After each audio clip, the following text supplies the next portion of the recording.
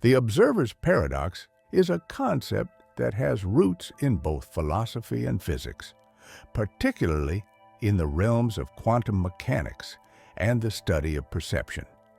It is a paradox that involves the observer's role in determining the outcome of a phenomenon or event, especially when the act of observation itself appears to influence what is being observed. This paradox is often illustrated in quantum mechanics, but can also be seen in more philosophical discussions about perception, consciousness, and the nature of reality. At the heart of the observer's paradox is the idea that the mere act of observation can affect the behavior of the object being observed. This is particularly noticeable in quantum physics, where particles such as electrons or photons exhibit wave-like behavior until they are measured, at which point they seem to collapse into a particle state. This observation-driven change is what makes the paradox intriguing. How can something be fundamentally different when it is simply being observed? In quantum mechanics, this effect is most famously embodied by the Heisenberg uncertainty principle, which asserts that the more precisely the position of a particle is known, the less precisely its momentum can be known, and vice versa. In practice, this means that any attempt to measure or observe a particle disturbs its state in some way. For instance, if a scientist tries to measure the position of an electron, the very act of doing so might alter its velocity, making it impossible to determine both with complete precision. The observer's paradox can also be seen in Schrödinger's famous thought experiment known as Schrödinger's cat. In this paradox, a cat is placed inside a box with a mechanism that will release poison based on the decay of a radioactive atom. According to quantum theory, the atom exists in a superposition of both decayed and non-decayed states until it is observed, and as such, the cat is both dead and alive at the same time, until an observer opens the box and collapses the superposition. This suggests that the observer's role in determining the state of the cat is crucial, raising questions about the objective reality of unobserved phenomena. Philosophically, the observer's paradox extends beyond quantum mechanics into a broader discussion about the nature of reality itself. The idea that the world only exists as we observe it raises the question of whether reality is independent of consciousness. In some philosophical traditions, particularly idealism, it is proposed that reality is dependent on the mind. In this view, the act of observation, or consciousness itself, is seen as a fundamental part of shaping the nature of the world. This leads to questions about the relationship between perception and the external world. Do we shape reality through our perceptions, or is the world independent of our awareness of it? The concept of the observer's paradox has profound implications for how we understand time, space, and causality. In classical physics, objects exist independently of observation and have determinate properties. A chair remains a chair whether or not anyone is observing it. However, in quantum mechanics, particles and waves exist in a state of superposition, existing in multiple states simultaneously until they are measured. This idea challenges our classical understanding of the world and suggests that the very nature of reality may be probabilistic rather than deterministic. One of the key points of debate in the observer's paradox is whether the act of observation is a physical process that alters the observed system, or whether it is the consciousness of the observer that influences the outcome. In the Copenhagen interpretation of quantum mechanics, which was developed by Niels Bohr and Werner Heisenberg, the act of measurement itself plays a central role in the collapse of the wave function, the mathematical description of a quantum system's state. However, the interpretation leaves unclear whether it is the physical process of measurement that causes the collapse or whether it is the conscious act of an observer. This ambiguity between the physical and conscious aspects of observation has sparked various interpretations and discussions in the philosophy of mind and metaphysics. One such interpretation is known as the many worlds hypothesis, which proposes that all possible outcomes of a quantum measurement actually occur, but in separate, non-communicating branches of the universe. In this view, the observer does not collapse the wave function by choosing a particular outcome, but rather each possible outcome occurs in a different world. This interpretation seeks to avoid the paradox by eliminating the need for an observer to choose between possibilities, suggesting that observation does not affect reality in the way the observer's paradox suggests. Another interpretation that seeks to resolve the observer's paradox is the objective collapse theory, which posits that wave function collapse occurs as a result of a physical process rather than a conscious act of observation.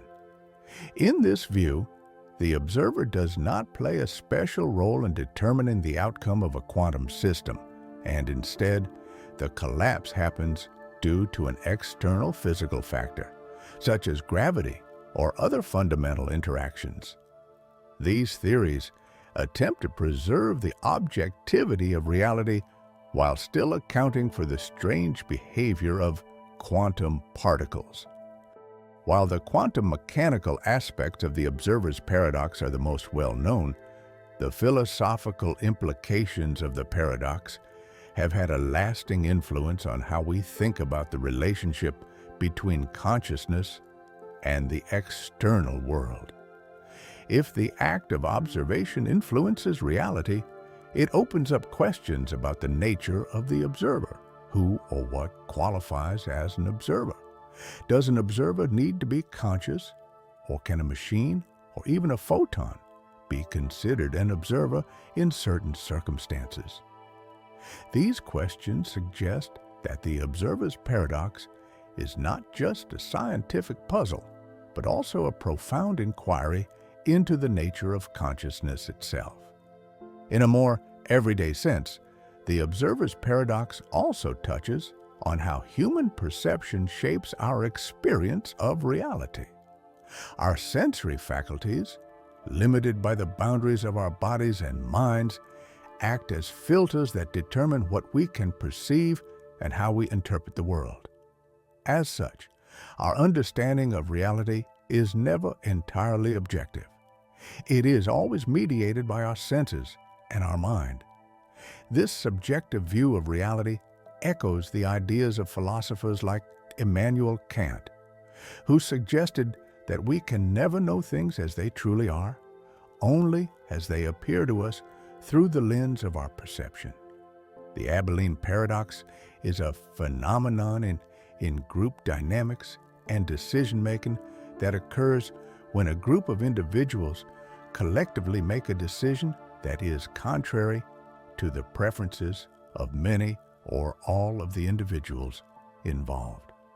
Despite this, no one speaks up to express their true preferences, leading the group to move forward with a decision that ultimately no one truly supports. The paradox is named after a 1974 incident involving a family trip to Abilene, Texas, which was described by management expert Jerry B. Harvey in his influential paper on the subject.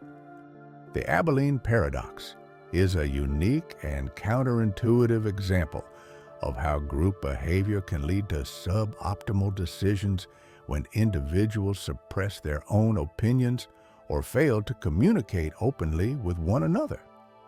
It highlights how the desire for social conformity and the avoidance of conflict can result in a situation where people make choices they otherwise would not have made if they had been more transparent and honest.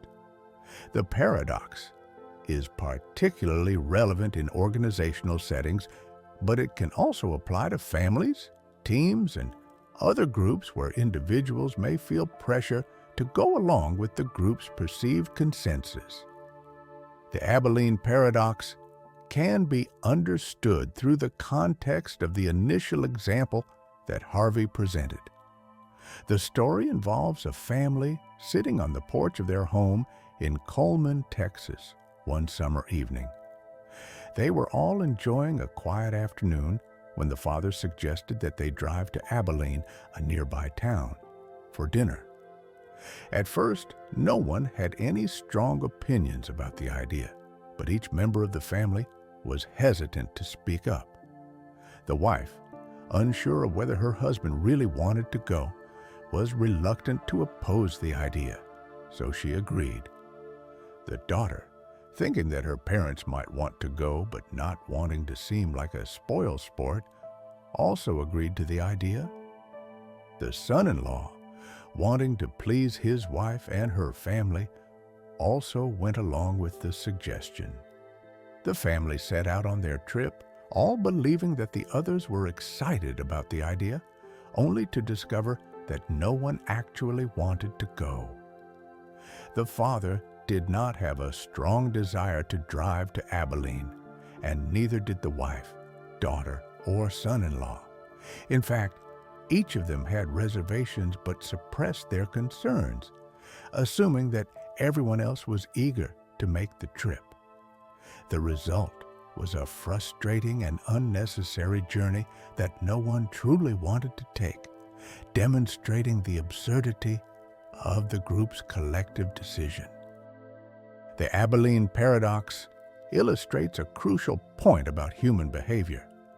The failure to communicate openly within a group can lead to decisions that are neither optimal nor desired by any individual in the group. Instead of expressing their true thoughts, each person in the family deferred to the others, thinking that they were the only ones who felt hesitant about the trip. In a sense, the paradox arises from a misperception that the group as a whole desires something that, in reality, no one actually wants. This breakdown in communication, coupled with a desire to avoid conflict or stand out, creates a situation where the group moves forward with a decision that no one supports. One of the most interesting aspects of the Abilene paradox is its connection to the concept of social conformity. In many situations, individuals feel a subconscious pressure to align with the majority view, especially when they believe that going along with the group will help avoid conflict or discomfort. This desire to conform can sometimes override personal preferences, causing people to suppress their opinions or remain silent, even when they disagree with a proposed course of action. The result is a group-think-like effect, where no one challenges the decision and everyone ends up making a choice that none of them would have independently selected. This desire to conform can be particularly strong in hierarchical or authority-driven environments. In organizational settings, employees may fear upsetting their superiors or colleagues by voicing their dissent, leading them to agree with decisions they don't actually support. Similarly, in social or family groups, individuals may go along with the perceived consensus in order to maintain harmony or avoid appearing difficult or contrarian.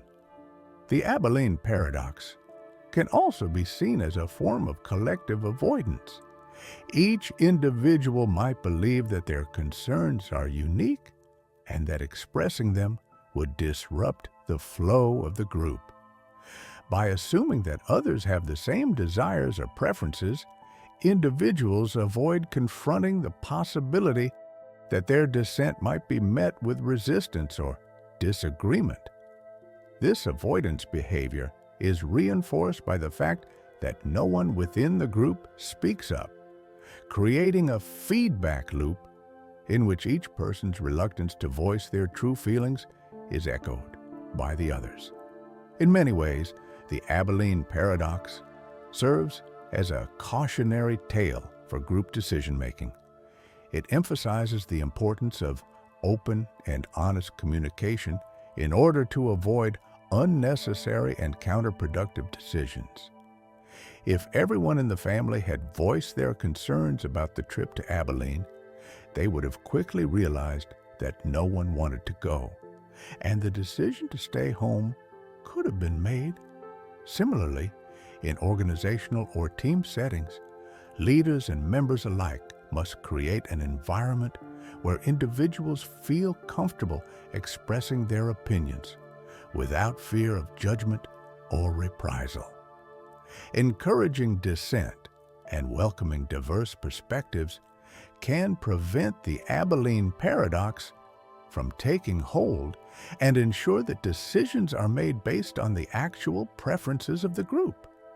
One way to avoid falling into the Abilene paradox is through active decision-making techniques such as brainstorming, where all participants are encouraged to share their ideas openly and without judgment. This process can help uncover differing opinions and ensure that the final decision reflects the true preferences of the group, rather than a false consensus.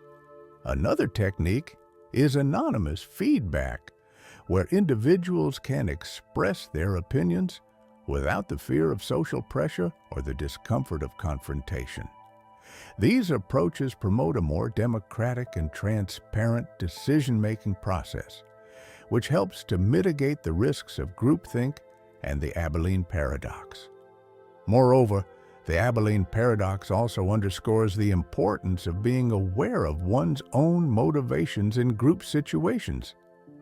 Individuals must recognize when they are deferring to others out of a desire for approval or conformity, and strive to prioritize honest communication over social harmony.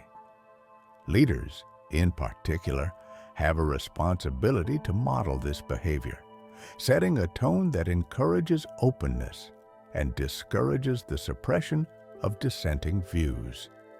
Buridan's ass is a famous thought experiment that highlights a paradox of decision-making and rationality.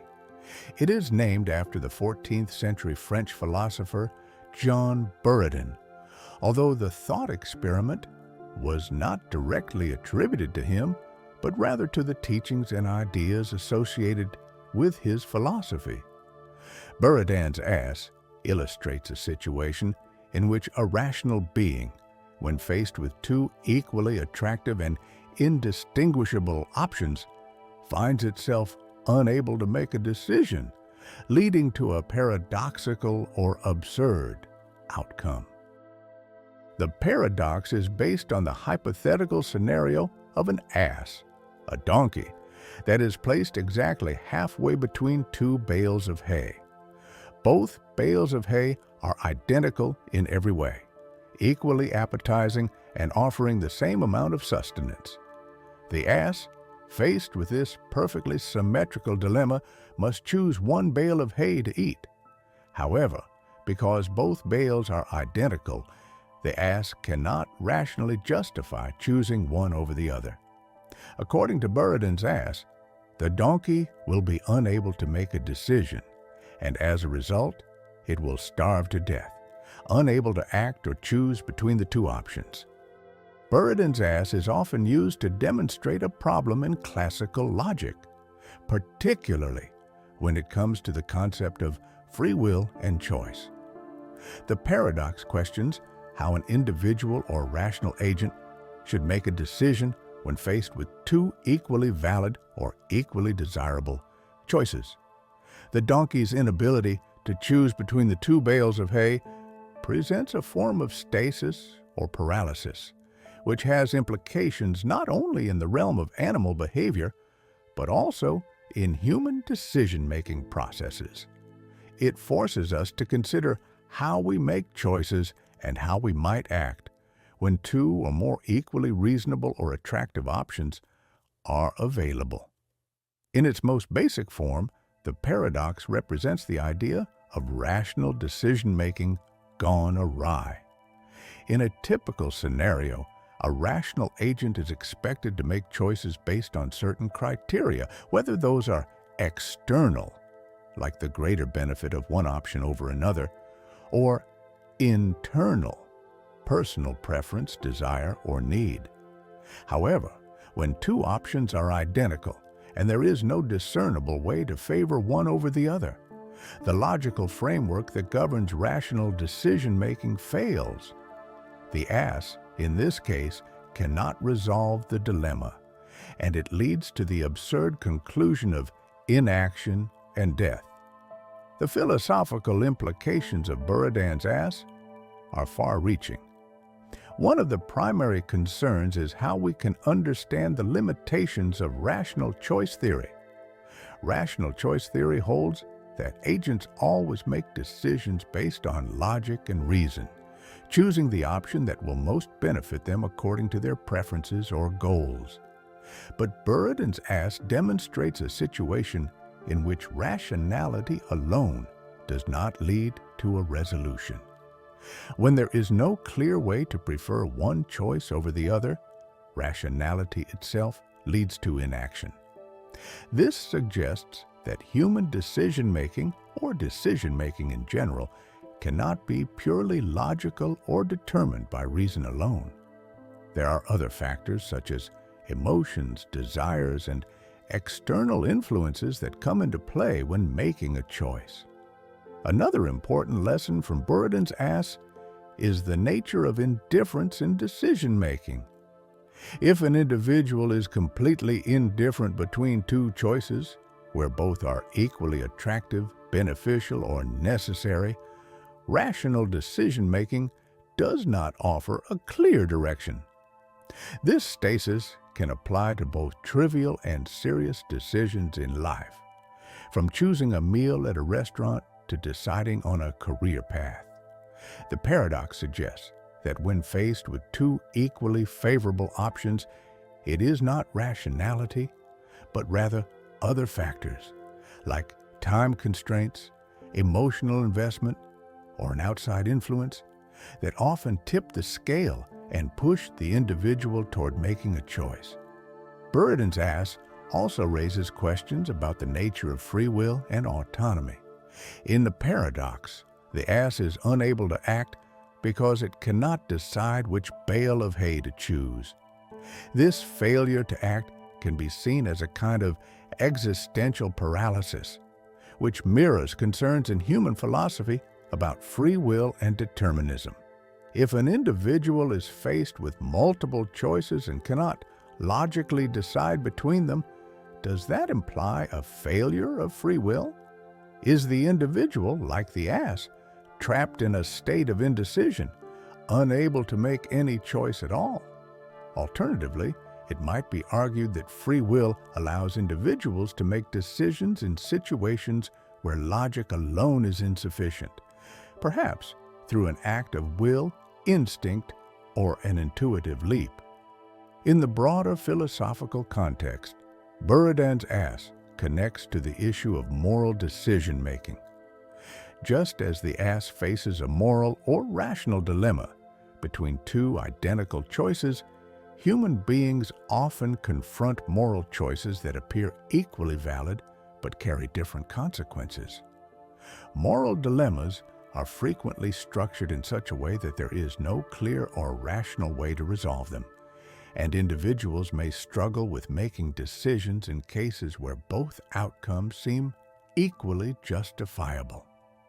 This reflects real-world scenarios where individuals must navigate complex ethical terrain, such as when faced with competing moral principles or duties that appear irreconcilable.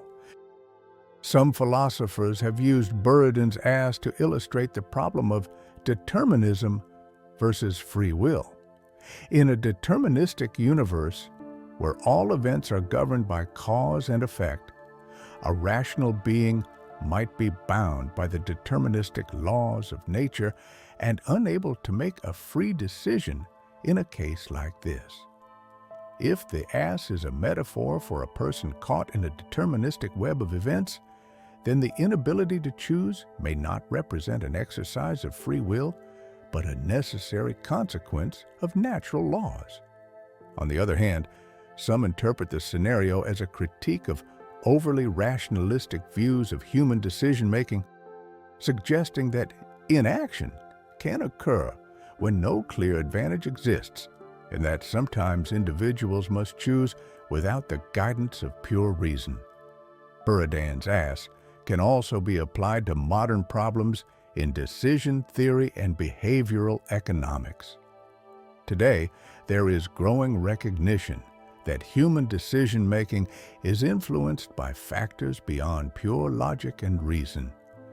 Cognitive biases, emotions, and social pressures can distort or affect the decisions we make, even when options appear equally appealing. For example, individuals often make choices based on the way options are presented, even when the options themselves are equivalent. This has been demonstrated in countless experiments in behavioral economics, where people consistently make irrational choices due to factors such as framing effects or loss aversion. In this sense, Buridan's ass may serve as an allegory for how decision-making processes can become entangled in seemingly trivial matters, leading to suboptimal outcomes. Another modern interpretation of Buridan's ass involves the challenges of choice overload, particularly in a consumer-driven society where individuals are faced with an overwhelming number of options. Research has shown that when people are presented with too many choices, they can become paralyzed, just like the ass in the paradox. This phenomenon, known as choice paralysis, has been observed in various contexts, from shopping decisions to career choices. The excess of options can lead to indecision, anxiety, and dissatisfaction, and just like the ass, people might end up taking no action at all. The mere addition paradox, also known as Parfit's paradox, is a philosophical thought experiment that explores a dilemma in ethics and population theory. Proposed by the British philosopher Derek Parfit in his 1984 work, Reasons and Persons, the paradox challenges our intuitions about well-being, the value of lives, and how we should approach moral decisions that involve adding people to a population. At the heart of the mere addition paradox is a seemingly straightforward ethical question. How should we value the addition of more lives to a population, especially when those lives are not necessarily worse than the status quo? The paradox reveals tensions between two competing principles in ethics: the repugnant conclusion and the concept of prioritarianism, both of which Parfit explored in his work. The mere addition paradox shows how our moral intuitions about well-being and the value of lives can lead to seemingly contradictory conclusions when dealing with large-scale population issues. The paradox can be illustrated through a simple hypothetical scenario. Imagine that there is a society with a certain number of people, all living at a high level of well-being, say, at a level of happiness or quality of life that we consider to be above some threshold of acceptable existence. Now, consider the following option. We can add a large number of new people to this society, each of whom will live lives that are barely worth living, just above a minimal threshold of existence. These new individuals would not increase the overall quality of life for the existing population. Their lives would not be particularly good, but they would be good enough to add to the population without reducing the quality of life of others. From a purely utilitarian perspective, we might expect the addition of more people to be morally desirable. If each additional person contributes some positive value to the overall well-being of the society, then the total sum of well-being should increase as more people are added, even if the added lives are barely worth living. After all, it would be hard to argue that we should avoid adding people if their lives are better than nothing.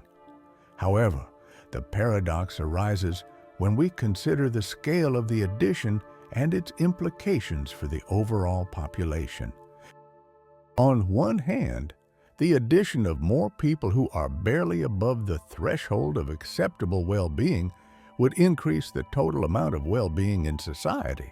However, intuitively, we may feel uncomfortable with the idea of adding large numbers of people whose lives are only marginally better than existence without any substantial improvement in their quality of life. This leads to a moral tension. As more and more people are added, the average well-being in society diminishes, even as the total well-being increases. The paradox is best understood in relation to two key concepts: the repugnant conclusion and prioritarianism.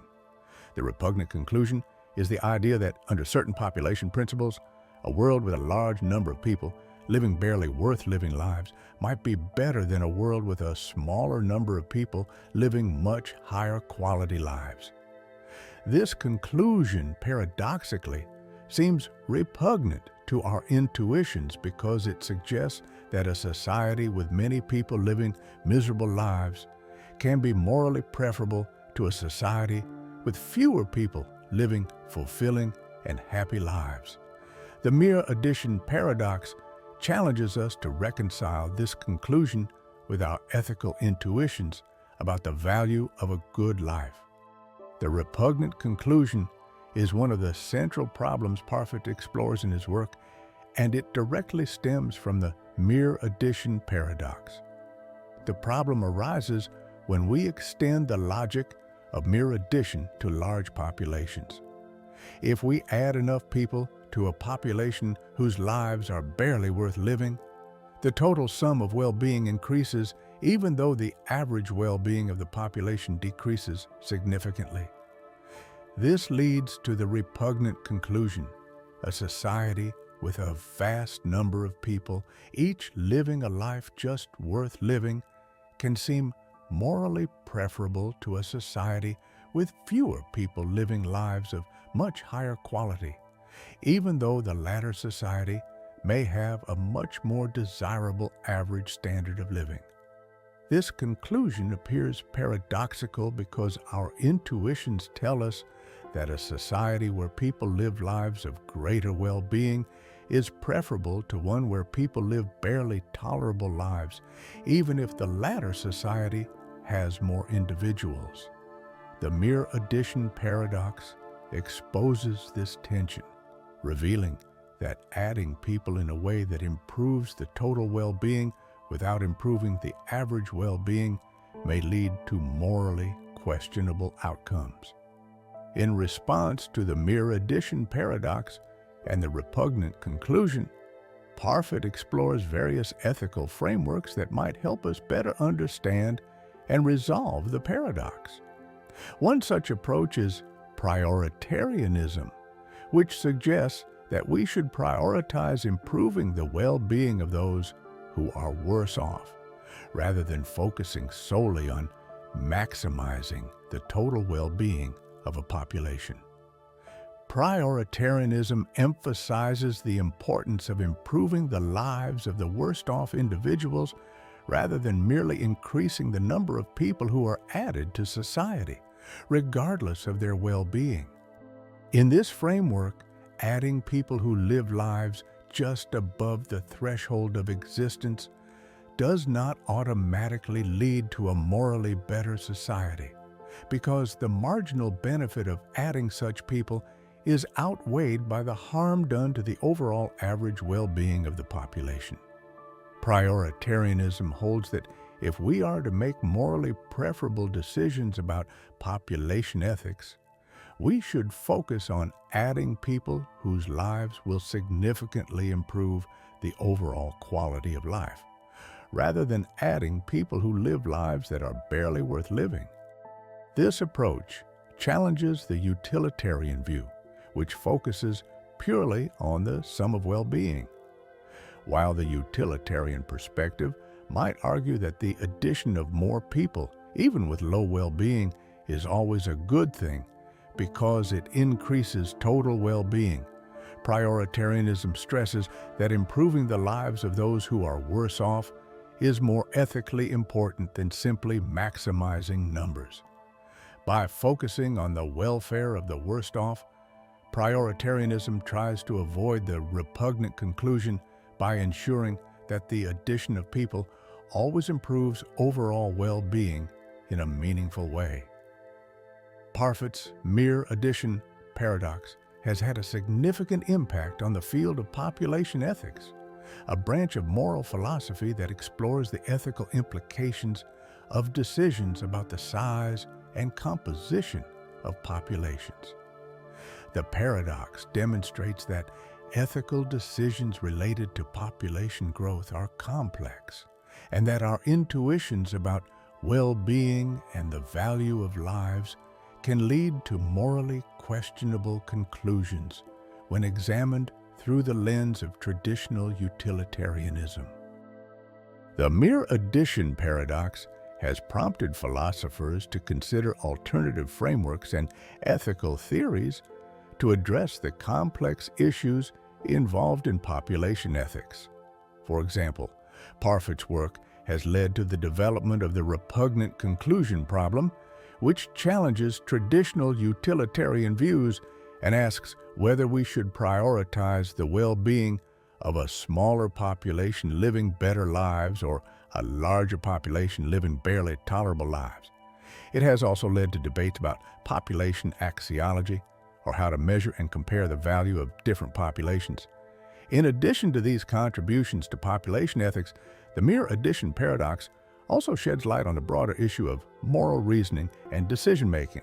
It forces us to confront the implications of moral principles when applied to large-scale issues such as global poverty, healthcare, and environmental sustainability.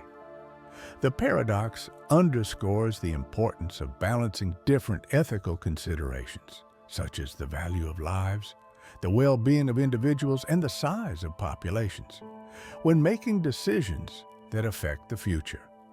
The Ellsberg paradox is a thought experiment in decision theory and behavioral economics, introduced by the American economist Daniel Ellsberg in 1961. The paradox reveals a discrepancy between expected utility theory, which assumes that people make decisions based on probabilities and the expected outcomes, and the way real people often behave when faced with uncertainty. The paradox challenges the traditional notion that individuals always make rational choices based on known probabilities, shedding light on human preferences for ambiguity and uncertainty. The paradox is framed through a simple gambling scenario involving two urns. One urn contains 30 red balls and 60 black balls, while the other contains an unknown distribution of red and black balls, but the total number of balls is still 90. The key difference is that the second urn is ambiguous, meaning that the exact number of red and black balls is unknown. This introduces an element of uncertainty or ambiguity that does not exist in the first urn. The setup for the Ellsberg paradox involves two bets. Bet A. You're asked to bet on drawing a red ball from the first urn, which has a known distribution of 30 red balls and 60 black balls. The probability of drawing a red ball is 1/3, or approximately 0.33. Bet B. You are asked to bet on drawing a red ball from the second urn, but the distribution of the balls in this urn is unknown. The probability of drawing a red ball is ambiguous, as you don't know how many red or black balls are in the urn. According to expected utility theory, a rational individual would treat these two bets equally because both involve a 90-ball urn and the same wager. However, most people intuitively prefer bet A, the urn with known probabilities, over bet B, the urn with unknown probabilities. This preference for known risk over ambiguity is known as ambiguity aversion. Ellsberg's paradox shows that people do not always make decisions according to expected utility theory, which assumes they would treat ambiguous and known risks similarly when the probabilities are the same. Instead, people display a preference for known risks, even when the expected outcomes are the same, simply because they are more comfortable with certainty. This behavior contradicts the predictions of classical decision theory and highlights a key insight into human psychology and decision-making under uncertainty. The paradox is significant because it exposes how ambiguity affects decision-making. It challenges the traditional assumption that people act purely according to objective probabilities and suggests that subjective factors such as feelings of uncertainty or a preference for known risks play a crucial role in the choices people make. Ellsberg's work is foundational in the study of prospect theory and behavioral economics, which both explore how real human behavior often deviates from classical economic models. The implications of the Ellsberg paradox extend beyond the realm of gambling. It has important consequences for fields such as finance, insurance, and political decision-making, where uncertainty and risk are often present. In finance, for example, investors are frequently faced with ambiguous situations where they do not know the true probabilities of different outcomes, and their decisions may be influenced by their aversion to ambiguity. In politics, voters may make decisions based on their uncertainty about the future, preferring candidates or policies that offer more predictable outcomes, even if they are not necessarily the best options in the long run. Ellsberg's paradox has been used to argue that people's preferences are not always rational or consistent with expected utility theory, and that individuals often make decisions in ways that reflect emotional responses to uncertainty. This insight has led to the development of alternative decision-making models, such as those based on prospect theory, which take into account psychological factors like ambiguity aversion and loss aversion, providing a more accurate representation of how people make choices under uncertainty. In the context of risk management and decision-making, the Ellsberg paradox suggests that people may be overly cautious in situations involving ambiguity, leading them to avoid opportunities that might ultimately be beneficial, simply because they are unsure about the potential outcomes.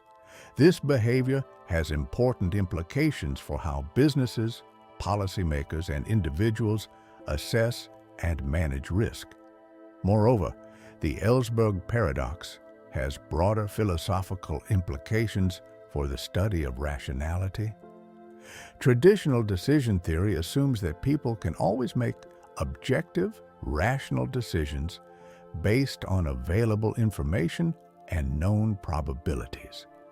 However, the paradox reveals that people's decisions are often influenced by psychological factors such as their emotional discomfort with uncertainty, which can lead to seemingly irrational choices. This challenges the notion of pure rationality in decision-making and opens up new avenues for understanding human behavior, particularly in situations involving risk and uncertainty. The phenomenon of ambiguity aversion as highlighted by the Ellsberg paradox, also has implications for how we think about trust and information.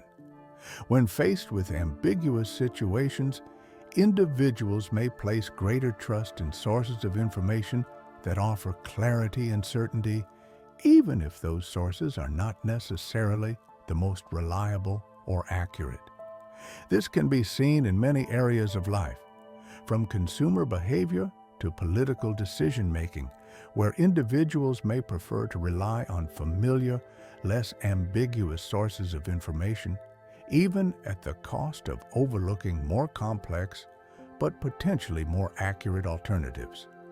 Ultimately, the Ellsberg paradox invites us to reconsider the assumptions underlying classical economic theory and decision-making models.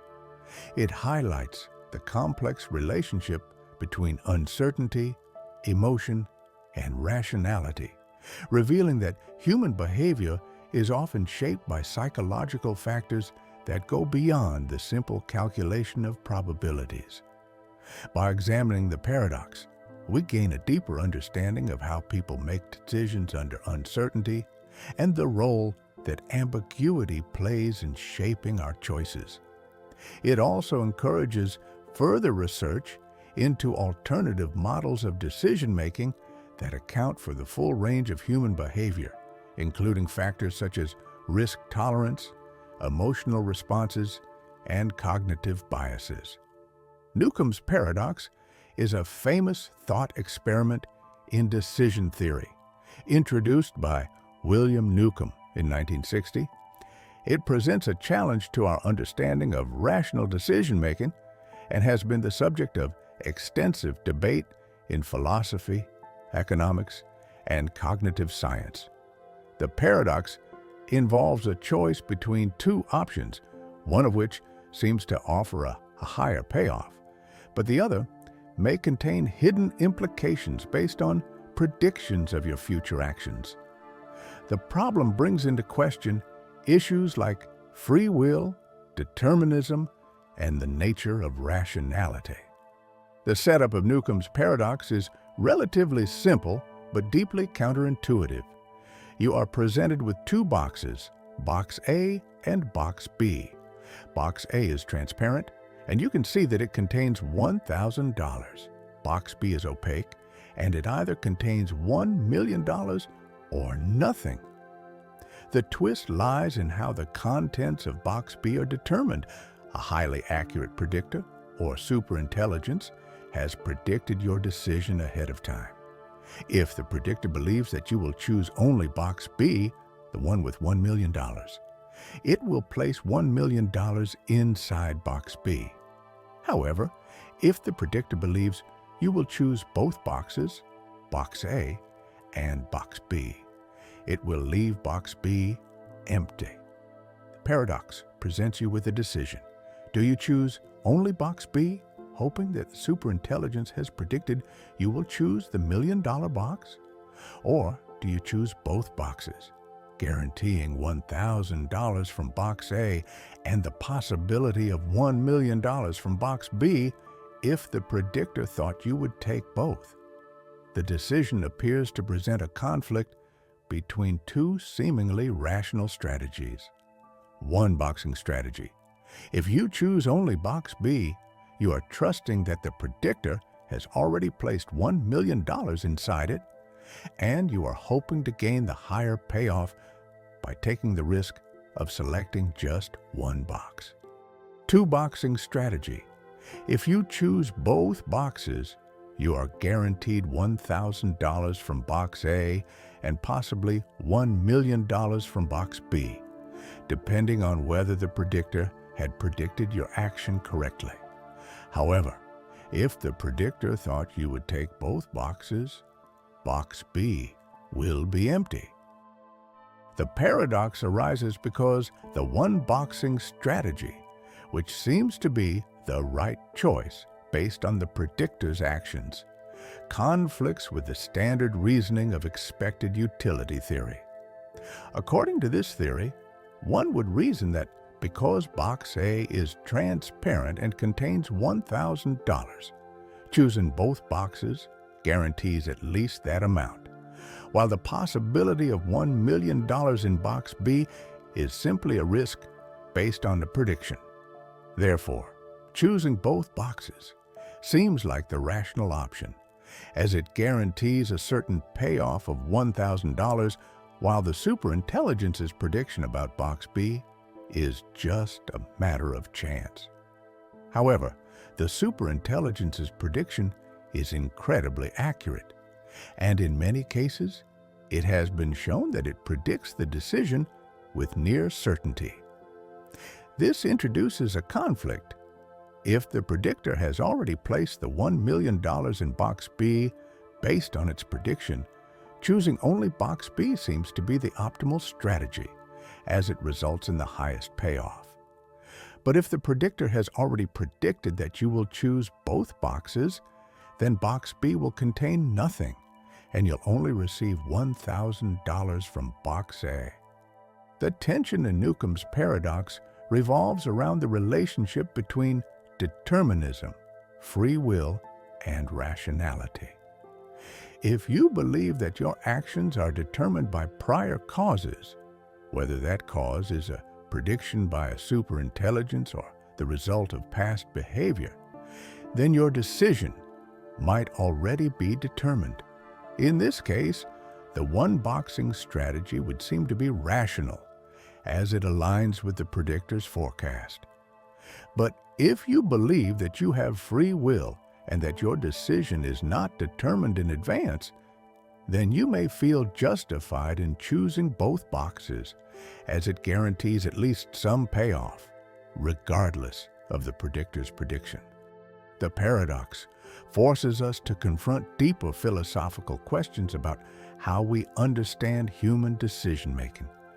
Is our behavior truly determined, or do we have the freedom to make choices that are independent of past predictions or causal factors?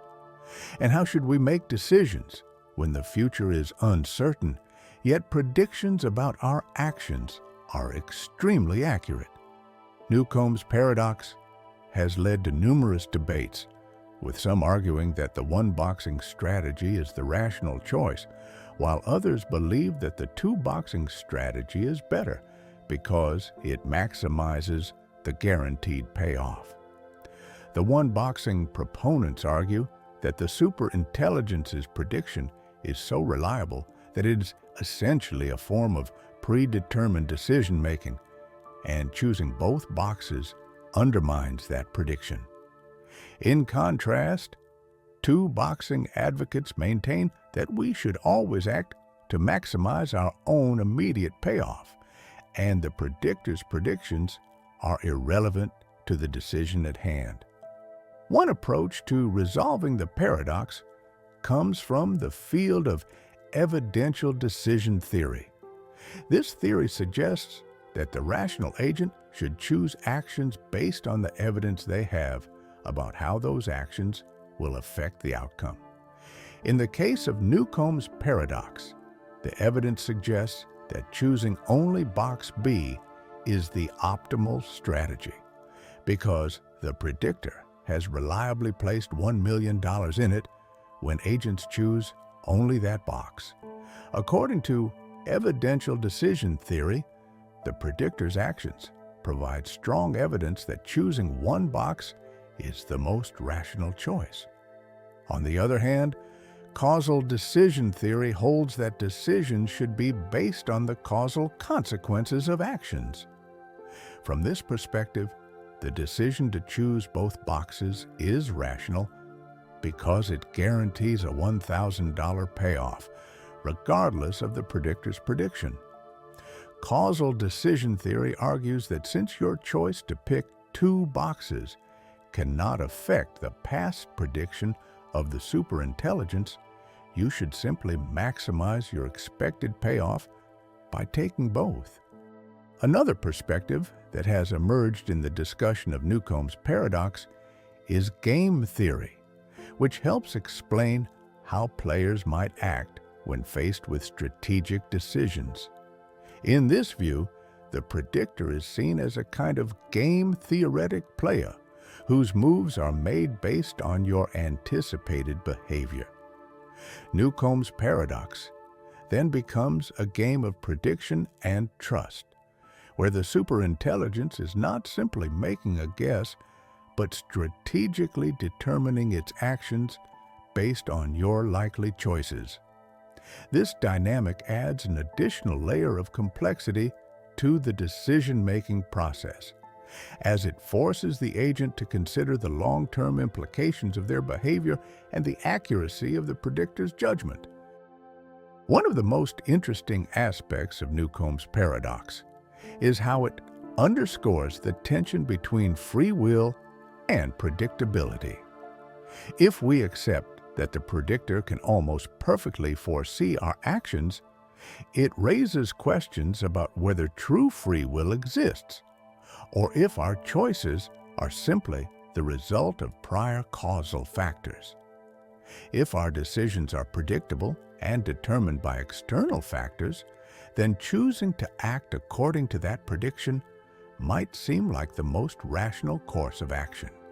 However, if we believe that we are free to make independent choices, then we may reject the idea of being constrained by the prediction, and instead opt for the decision that guarantees a positive outcome, regardless of the forecast.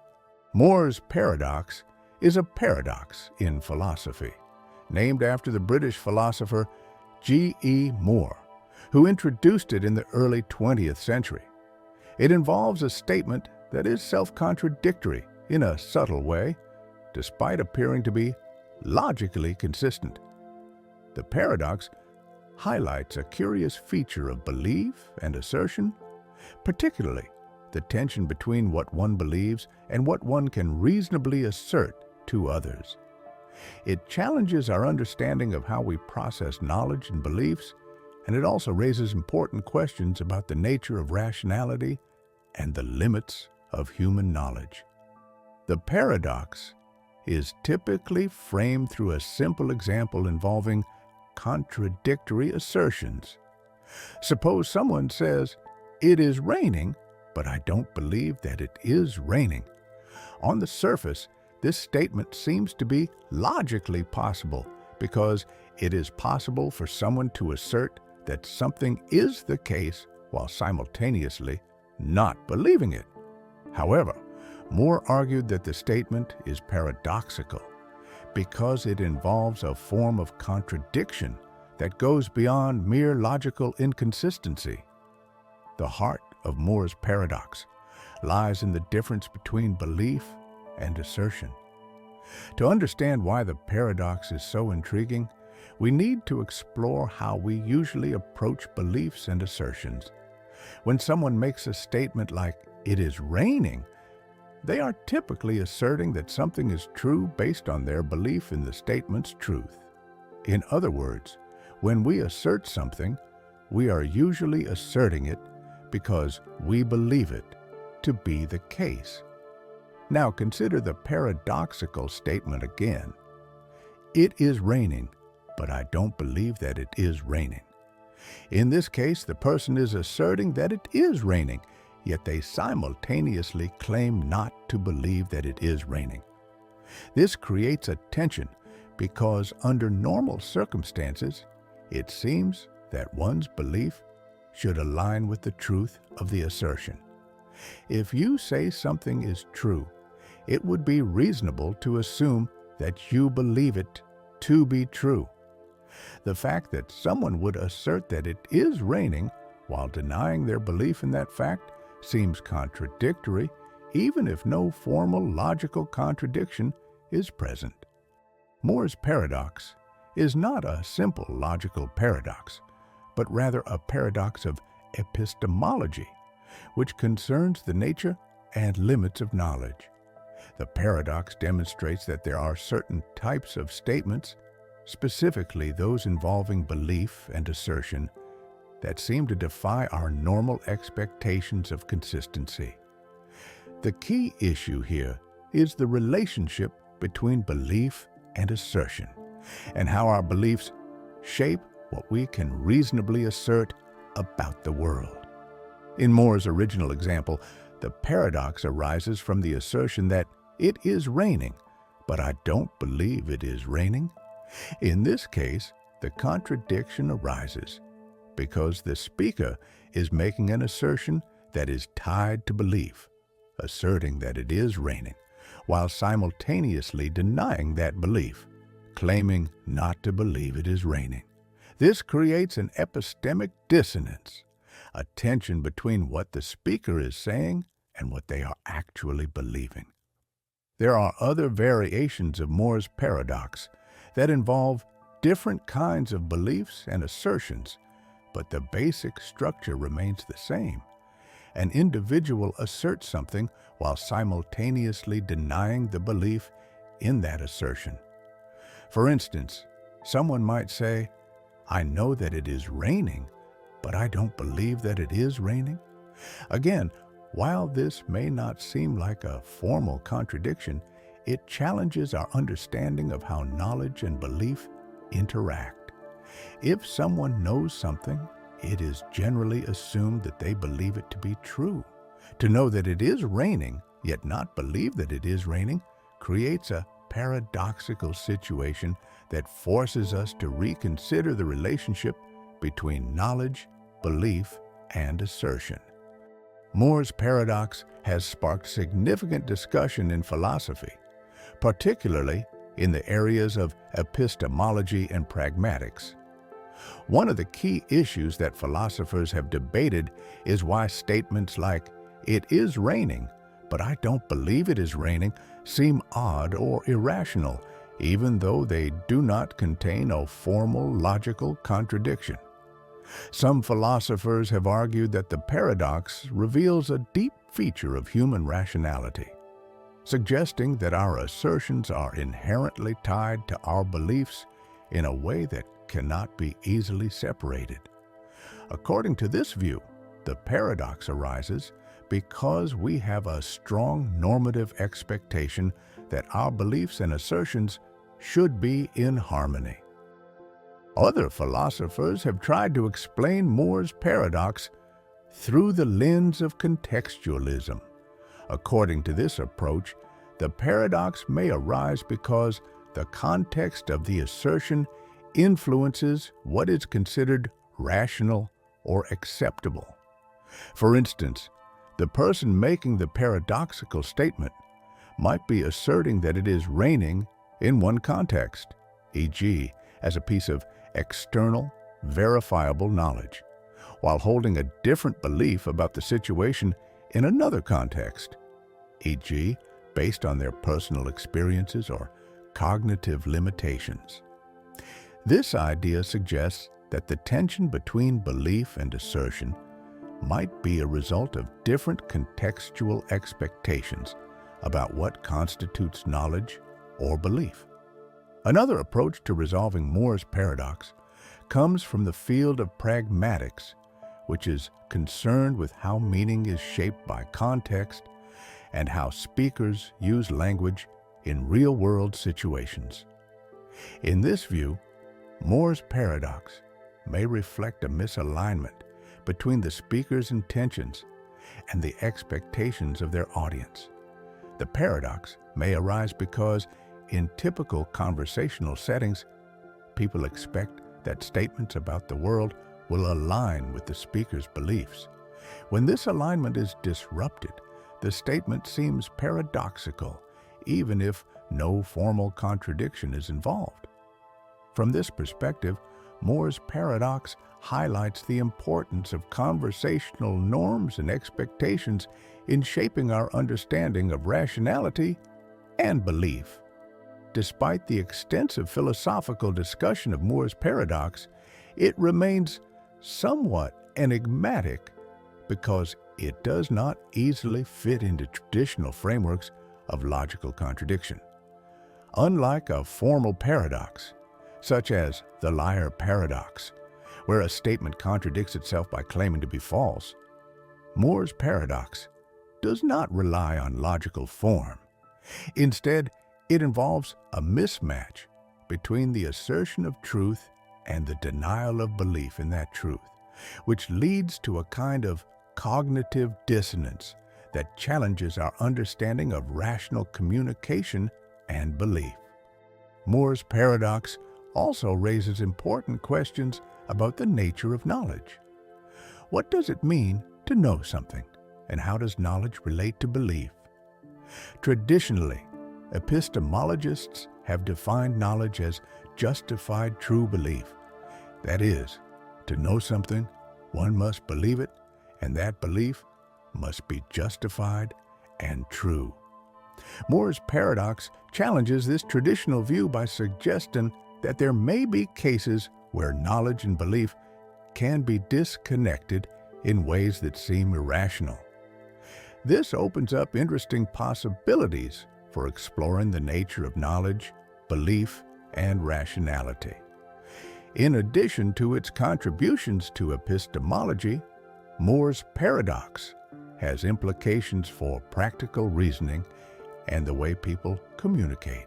In everyday life, we often assert things based on our beliefs, and the paradox shows us that there is a fine line between what we believe and what we can assert without contradiction.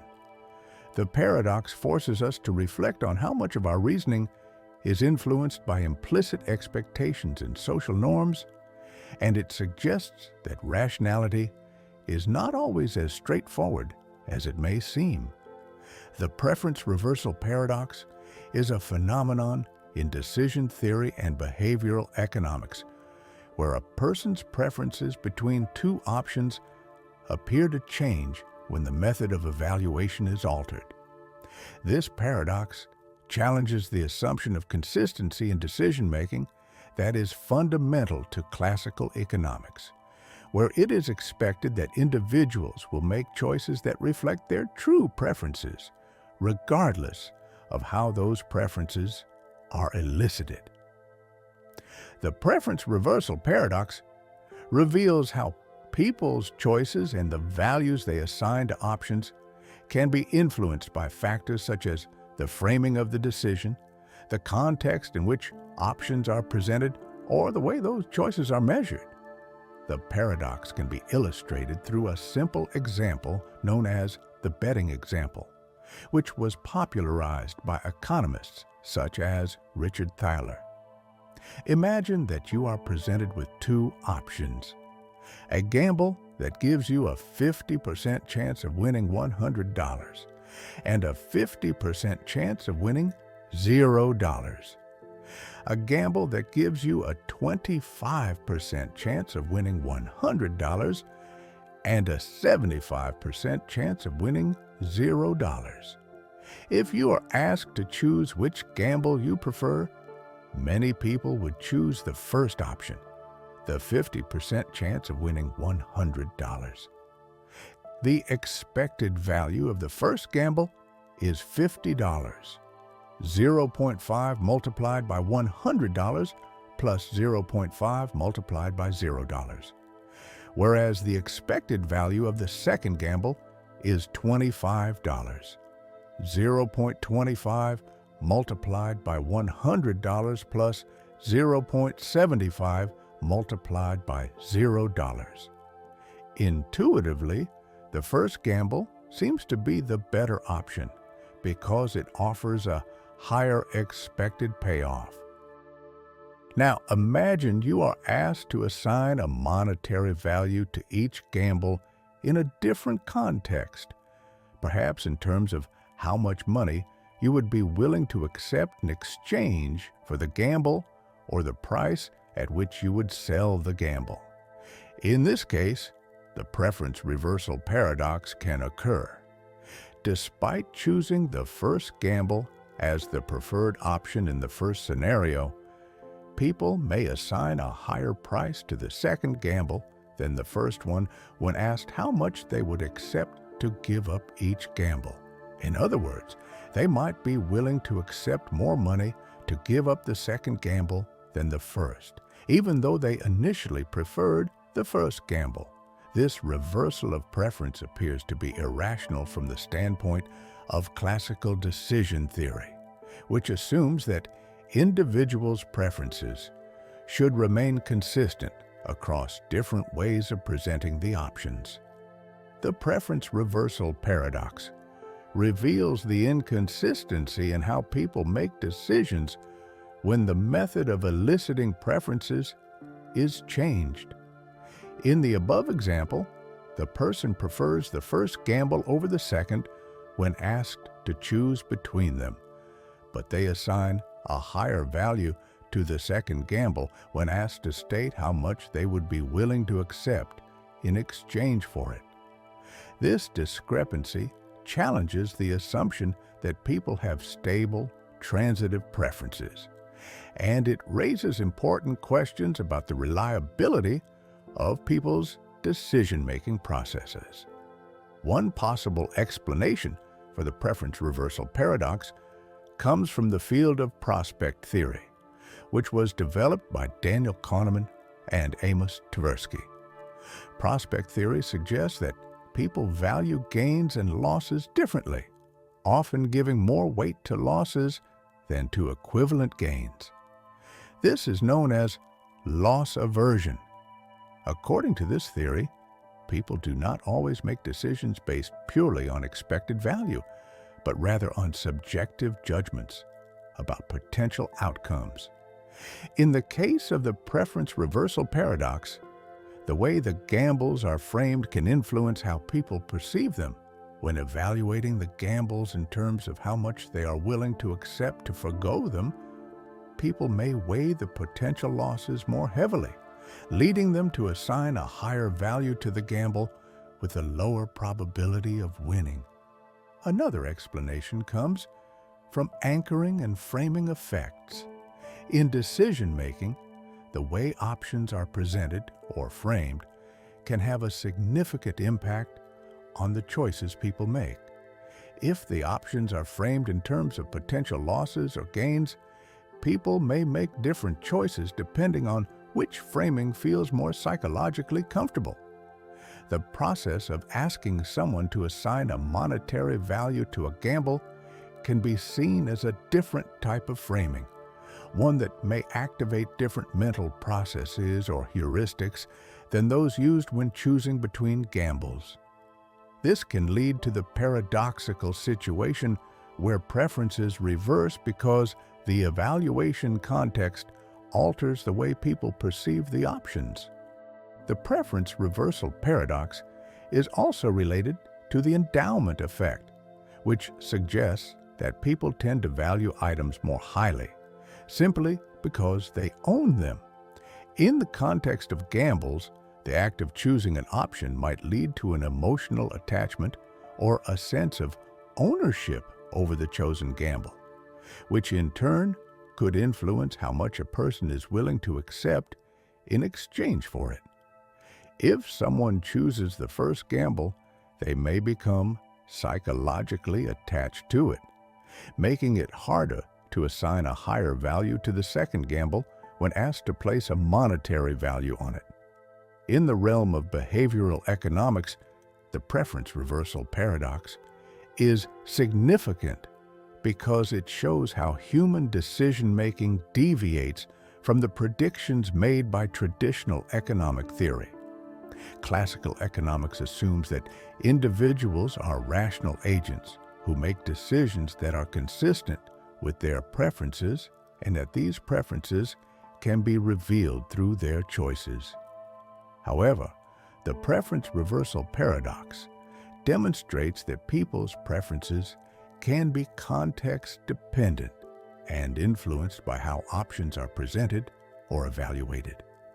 This has led to a rethinking of the rationality assumption and a broader understanding of the cognitive biases and psychological factors that influence economic behavior.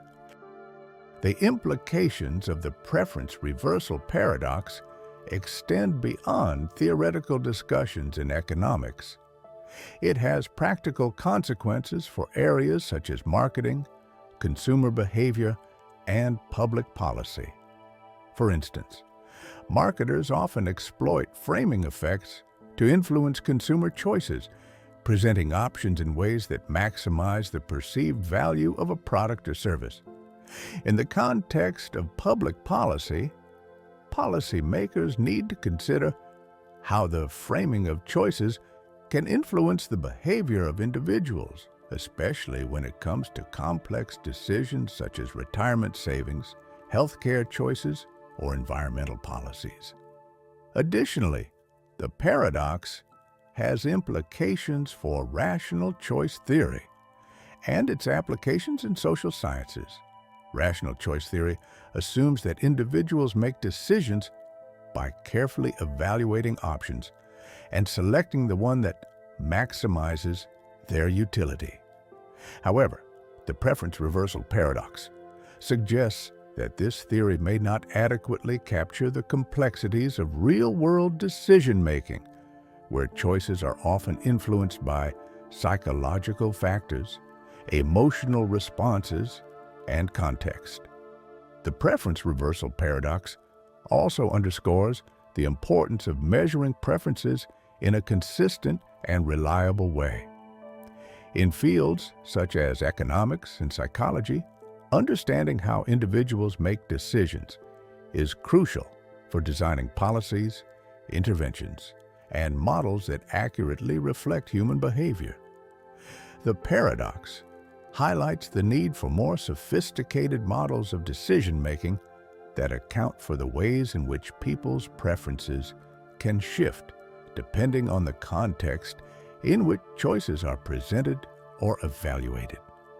The St. Petersburg paradox is a famous problem in probability theory and economics that reveals a discrepancy between expected value and actual decision-making behavior. The paradox was introduced by the Swiss mathematician Daniel Bernoulli in 1738 to illustrate how people's decisions often deviate from what would be considered rational, according to classical economic theory. The paradox challenges the assumption that people make decisions based solely on expected monetary value, as it highlights how people are willing to pay far less than the expected value of a gamble due to psychological factors such as risk aversion.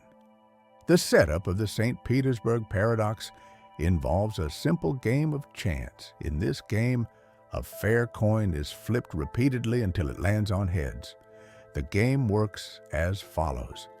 If the first flip results in heads, the player wins $2. If the first flip is tails and the second flip is heads, the player wins $4. If the first two flips are tails and the third flip is heads, the player wins $8. This pattern continues, with the prize doubling each time the coin continues to land on tails before finally landing on heads. The game is structured such that the potential prize grows exponentially with the number of flips that occur. The expected value of the game can be calculated by adding up the probabilities and corresponding payoffs for each possible outcome. The expected value in this case turns out to be infinite. The reason for this is that the potential payoff increases without bound, while the probability of achieving a high number of flips decreases exponentially. To understand this mathematically, let's consider the expected value calculation for the game. The probability of the coin landing heads on the first flip is 1/2, and the player wins $2 in that case. The probability of landing tails on the first flip and heads on the second flip is 1/4, and the player wins $4 in that case. The probability of landing tails on the first two flips and heads on the third flip is 1/8, and the player wins $8. This pattern continues for an infinite number of flips, leading to the following expected value formula. Expected value equals 1/2 multiplied by $2 plus 1/4 multiplied by $4 plus 1/8 multiplied by $8 plus 1/16 multiplied by $16 plus. When this series is summed, it results in an infinite expected value. According to classical economic theory, A rational person should be willing to pay any finite amount of money to play this game, as the expected value is infinite. However, when the game is actually played, people do not behave as expected based on the expected value calculation.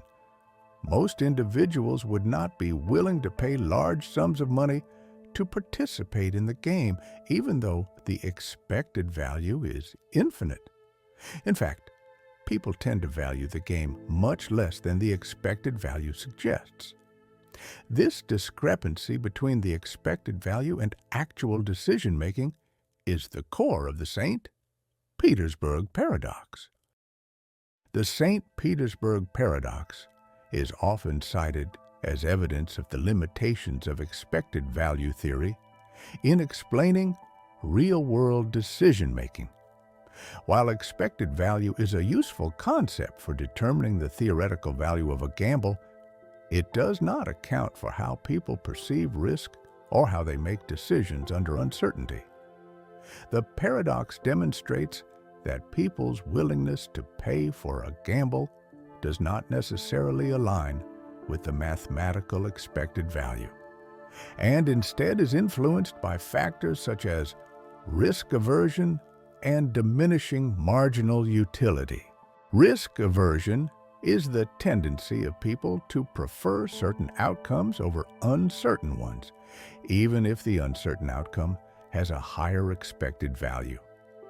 In the case of the St. Petersburg paradox, the prospect of an infinite expected value is counterbalanced by the extremely low probability of achieving a large payout.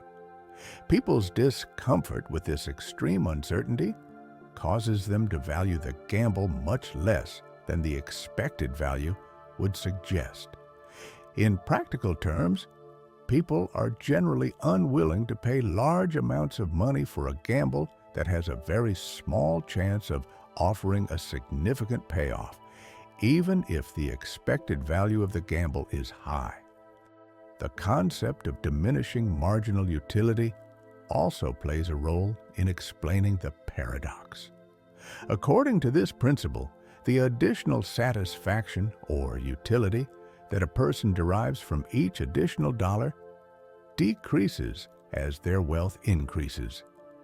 In the context of the St. Petersburg paradox, the large payouts associated with a large number of flips may not hold the same appeal to an individual, because the utility of winning, say, $1,000 is much less significant to someone who already has a substantial amount of money. As a result, people are less likely to place high value on the extremely large payouts associated with the game, further reducing their willingness to pay for the gamble. Bernoulli's solution to the St. Petersburg paradox was to introduce the concept of utility theory. Bernoulli suggested that the value of money is not linear, but instead follows a diminishing returns pattern. This means that the subjective value of each additional dollar decreases as a person's wealth increases. Under this framework, the utility of a monetary payoff would be calculated using a utility function rather than its raw monetary value. For example, instead of assigning a value of $2 for the first outcome, $4 for the second, and so on, Bernoulli's theory suggested that the actual value of the game should be based on the utility of the payouts rather than the monetary amount itself. Bernoulli's utility theory implies that individuals are not simply maximizing their expected monetary value, but are instead maximizing their expected utility. The idea of diminishing marginal utility helps to explain why people do not behave according to the infinite expected value of the St. Petersburg paradox. As the potential payout increases, the perceived utility of that payout decreases, and people are therefore less likely to be willing to pay large sums to participate in such a game. The St. Petersburg paradox has had a lasting impact on the fields of decision theory, probability, and economics.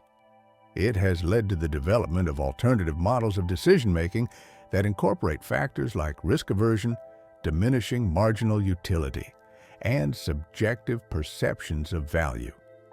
These models offer a more realistic understanding of how people make decisions under uncertainty and provide insights into the limitations of traditional expected value theory.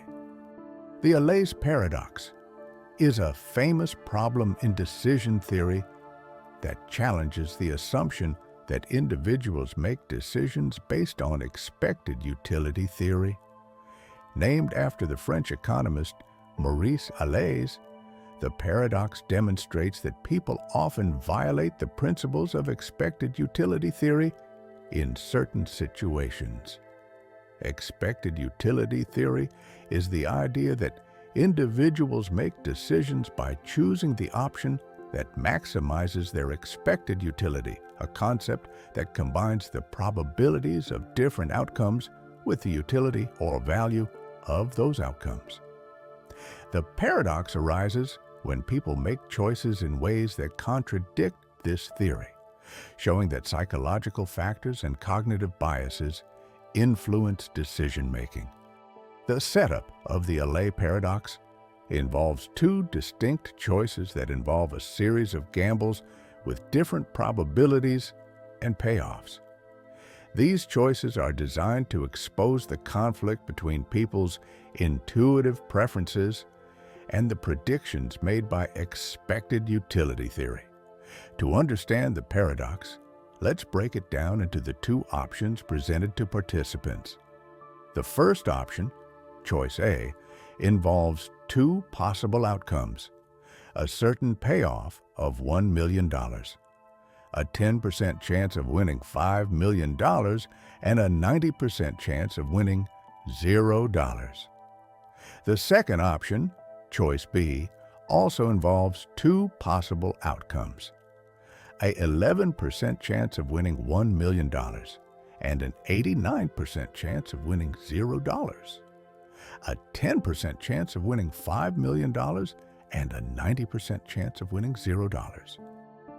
According to expected utility theory, individuals should make their choices by calculating the expected value of each option. In choice A, the expected value is the weighted average of the payoffs based on their probabilities. The expected value of the first outcome in choice A is $1 million, as it is certain, and the second outcome has an expected value of 0.1 multiplied by $5 million, which equals $500,000. Therefore, the total expected value for choice A is $1 million plus $500,000, which equals $1,500,000. In choice B, the expected value of the first outcome is 0.11 multiplied by $1 million, which equals $110,000.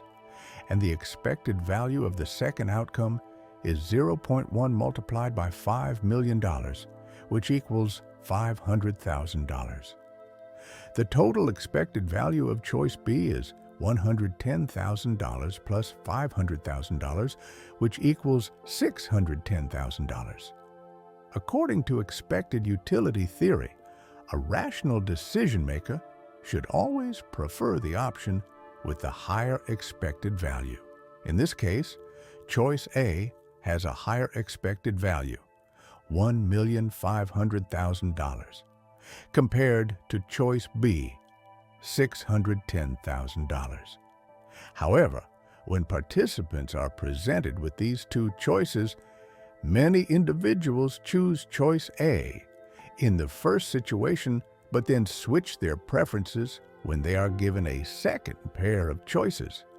The second pair of choices is designed to expose the paradox. In this case, participants are given the following options. The first option, choice C, involves a 100% chance of winning $1 million, a 10% chance of winning $5 million, and a 90% chance of winning $0. The second option, choice D, involves DOT, a 10% chance of winning $1 million and a 90% chance of winning $0, a 11% chance of winning $5 million, and an 89% chance of winning $0. Once again, expected utility theory suggests that individuals should choose the option with the higher expected value. In choice C, the expected value is $1 million, as the first outcome is certain, and the second outcome has an expected value of 0.1 multiplied by $5 million, which equals $500,000. Therefore, the total expected value of choice C is $1 million plus $500,000, which equals $1,500,000. In choice D, the expected value of the first outcome is 0.1 multiplied by $1 million, which equals $100,000. And the expected value of the second outcome is 0.11 multiplied by $5 million, which equals $550,000. The total expected value of choice D is $100,000 plus $550,000, which equals $650,000. As in the previous case, the expected value of choice C is higher than the expected value of choice D. So, a rational decision maker should prefer choice C. However, many individuals, when presented with these options, switch their preferences and prefer choice D over choice C. This behavior creates the Allais paradox. The paradox demonstrates that people's preferences do not always align with the predictions of expected utility theory. Specifically, individuals' preferences violate the principle of transitivity, which states that if a person prefers option A to option B and option B to option C, then they should prefer option A to option C. In the case of the Allais paradox, individuals prefer choice A over choice B in the first situation, but prefer choice D over choice C in the second situation, even though the expected values are inconsistent with their choices. This inconsistency suggests that individuals' decision-making processes are influenced by factors other than the rational calculation of expected utility. One possible explanation for this paradox is that people exhibit risk aversion in certain situations and risk-seeking behavior in others. In the first set of choices, choice A versus choice B, people tend to choose the certain outcome, $1 million, in choice A, which reflects a preference for certainty over risk. This is consistent with the notion of risk aversion, where individuals prefer a guaranteed outcome even if it is less financially advantageous than a risky option with a higher expected value. In the second set of choices, choice C versus choice D, however, the guaranteed outcome, choice C, is no longer the preferred option. Instead, many people choose the more risky option, choice D, which involves a 10% chance of winning $1 million and an 11% chance of winning $5 million. This shift in preferences may be driven by the fact that individuals are more willing to take risks when the potential payoff is larger, even if the expected value is lower. The Allais paradox has profound implications for decision theory, as it calls into question the assumption that individuals always make decisions in accordance with expected utility theory.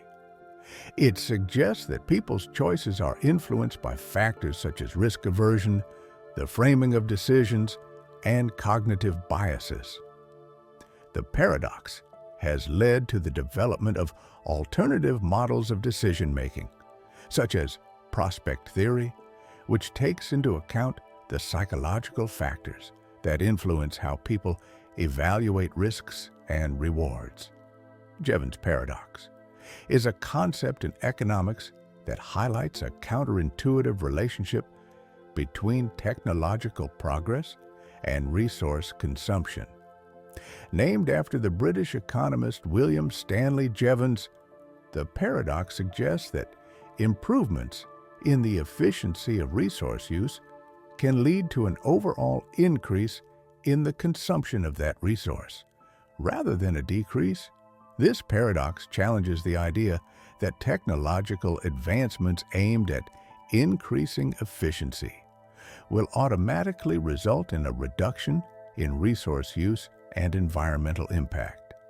Instead, Jevons' paradox proposes that the increased efficiency can make the resource more desirable, leading to higher demand and, consequently, greater consumption.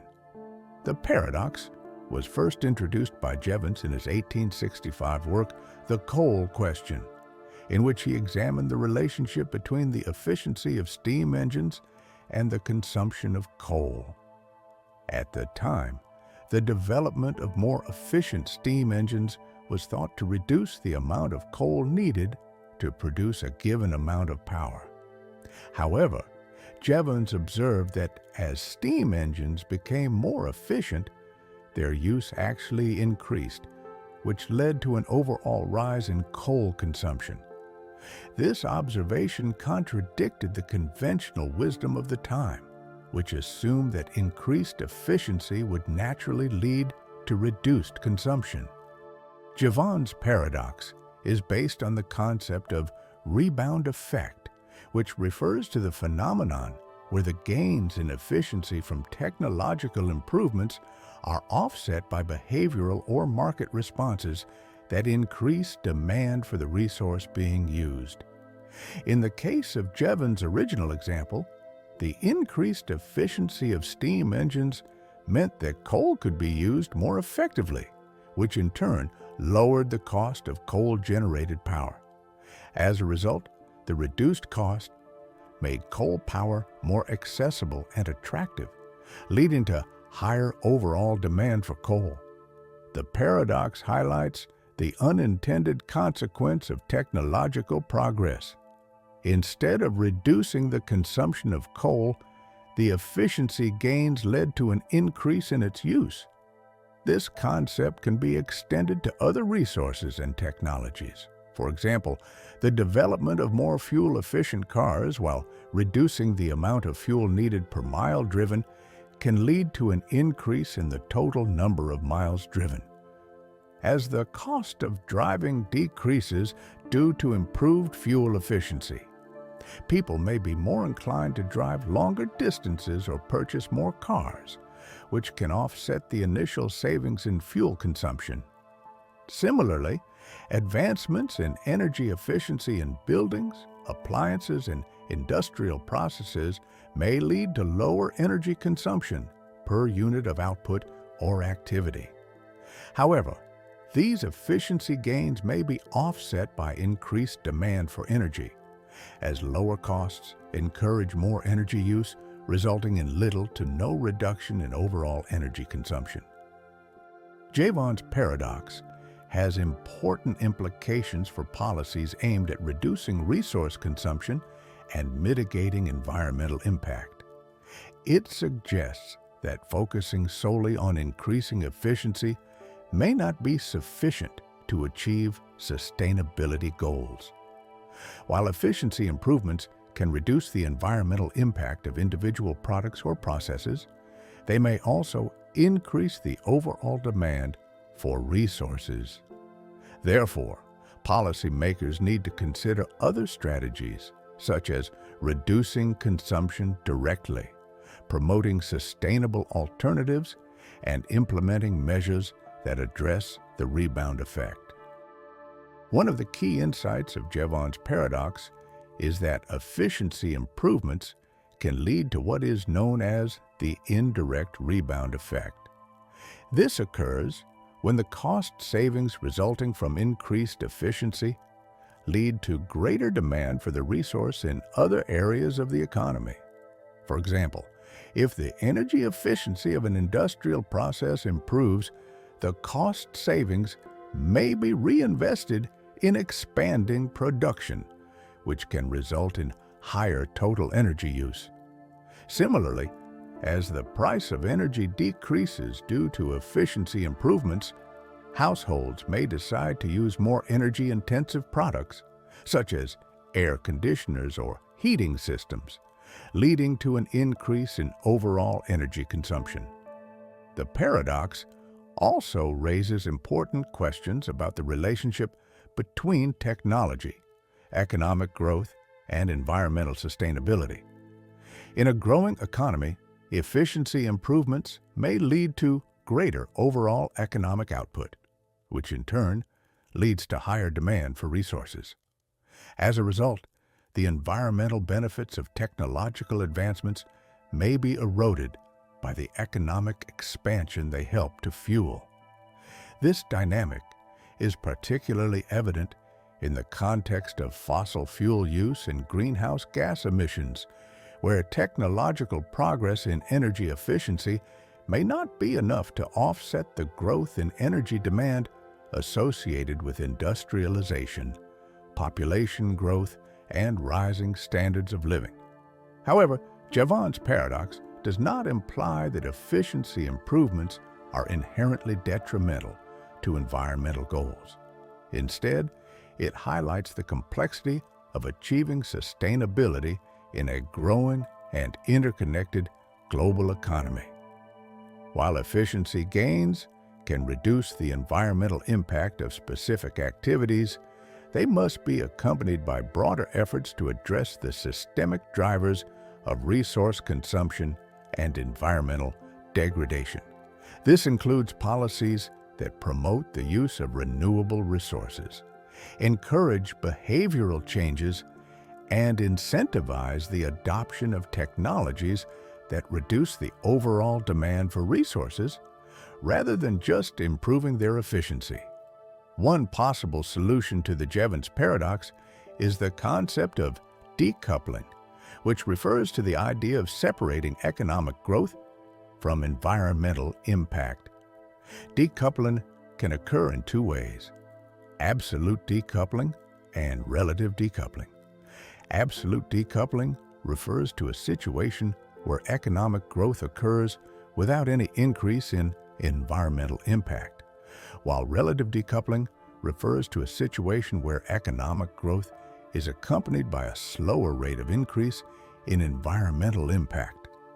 Achieving absolute decoupling is a challenging goal, but it remains a key objective for policymakers and environmentalists who seek to achieve sustainable development in the face of economic growth.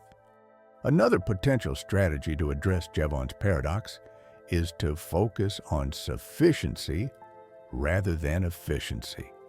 While efficiency improvements can be valuable, they should not be the sole focus of sustainability efforts. Instead, sufficiency emphasizes reducing overall consumption and shifting societal values towards sustainability and moderation.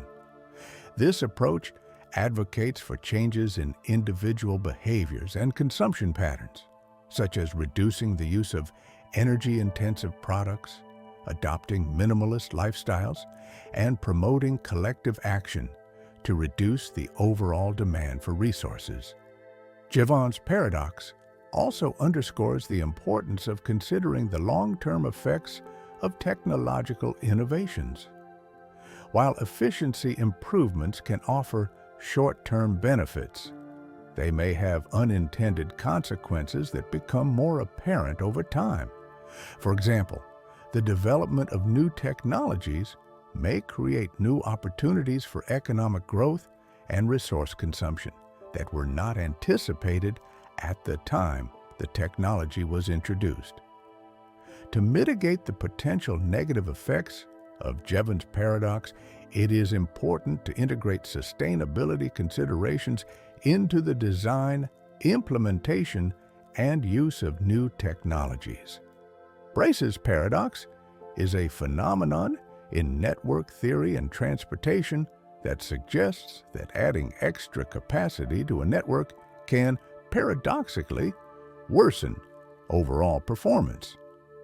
Named after the German mathematician Dietrich Brace, the paradox was first described in 1968 and is a counterintuitive concept that challenges traditional thinking about how to improve system efficiency. It specifically deals with situations in which the addition of new routes, lanes, or other network improvements does not result in better performance, but instead can lead to increased congestion and longer travel times for users. The paradox highlights the complex dynamics of systems where individual decisions interact and influence the collective outcome, particularly in transportation and traffic management. The core idea of Brace's paradox is that in a network with independent users, the selfish actions of individuals trying to optimize their own travel times can lead to an inefficient suboptimal equilibrium. When new routes are added to the network, users may choose to use these new routes, believing they will shorten their travel time. However, if enough users shift to these new routes, the overall flow of traffic can become less efficient, causing congestion on the new routes and increasing travel times for everyone, including those who continue to use the original route.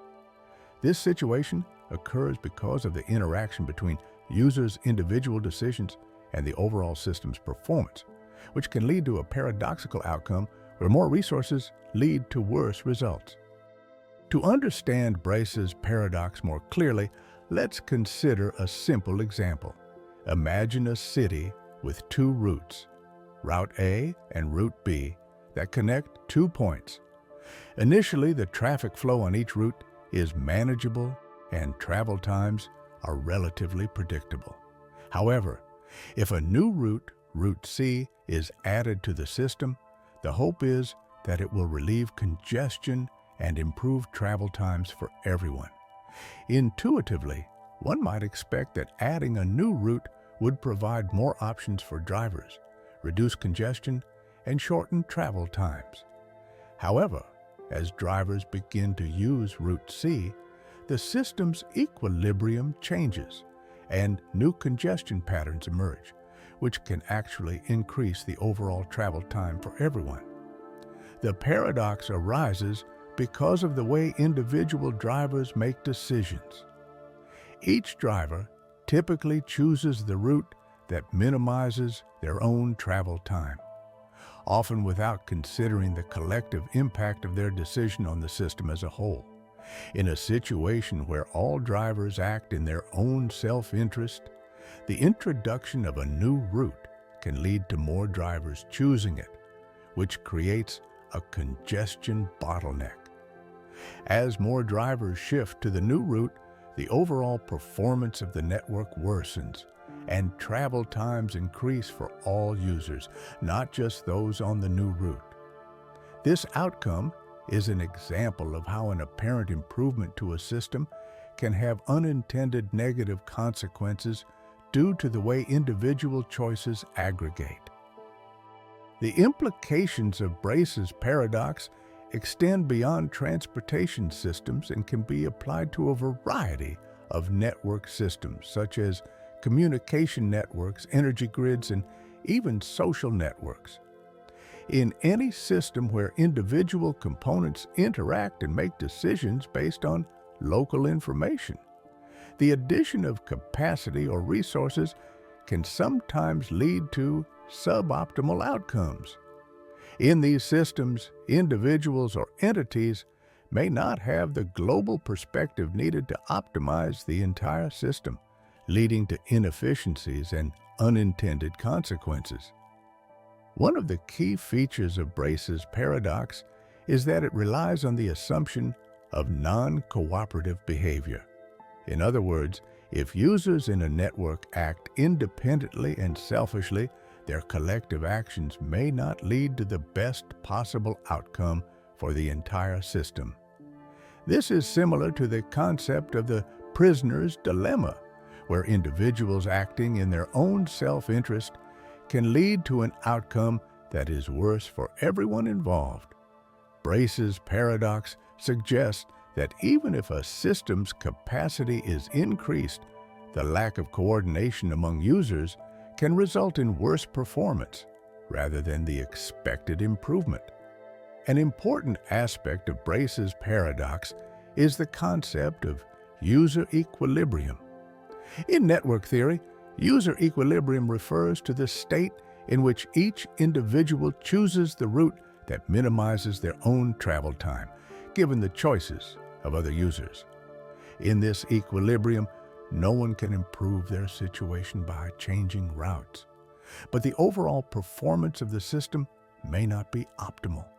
The paradox highlights that a system in user equilibrium can be inefficient because the individual choices made by drivers, for example, do not take into account the overall effect of those choices on the system. In some cases, removing or restricting a route from the network can actually improve the overall performance, as it forces users to make different decisions that lead to better system-wide outcomes. The paradox also suggests that centralized control or coordination in a system can potentially improve outcomes. If there is a way to manage traffic flow or resource allocation in a more coordinated manner, it might be possible to avoid the inefficiencies created by Brace's paradox. For example, in transportation systems, strategies such as congestion pricing or traffic flow management could be used to ensure that drivers do not all choose the same route and create bottlenecks. In such cases, rather than simply adding more routes or lanes, a more systematic approach to managing demand can lead to better outcomes for everyone. The paradox has practical implications for urban planning and transportation policy. It suggests that simply adding new roads or lanes to alleviate congestion may not always be the best solution.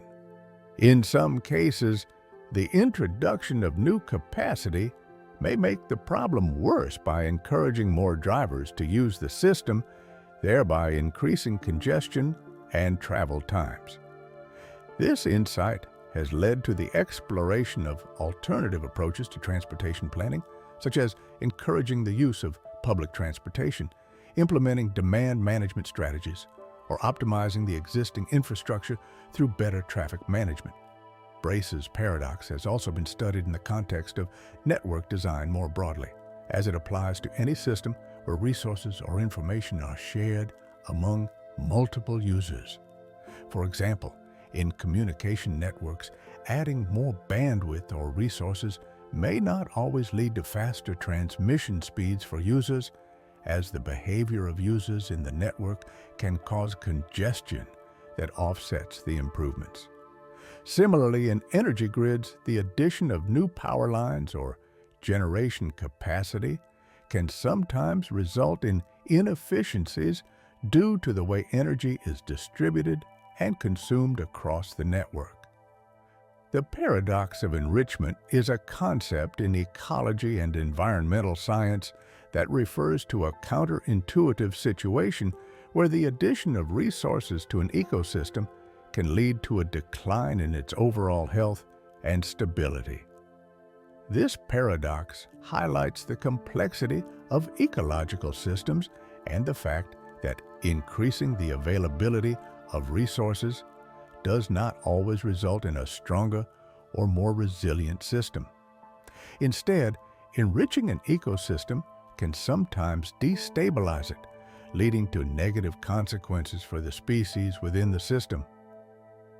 The paradox of enrichment was first proposed by the ecologist Robert MacArthur in the 1960s and has since become an important concept in the study of predator-prey dynamics and ecosystem management. The paradox arises from the interaction between the availability of resources and the dynamics of populations within an ecosystem. In many ecosystems, there are relationships between species that help maintain stability. For example, in a predator-prey system, predators help regulate the population of prey species, which in turn affects the resources available to the predators. These relationships create a delicate balance that helps maintain ecosystem stability. However, when an ecosystem is enriched with additional resources, such as food for prey species, the result can be the opposite of what one might expect. Instead of increasing the health of the ecosystem, the enrichment can lead to a collapse in population levels or destabilization of the ecosystem. The paradox of enrichment can be understood through the lens of predator-prey models.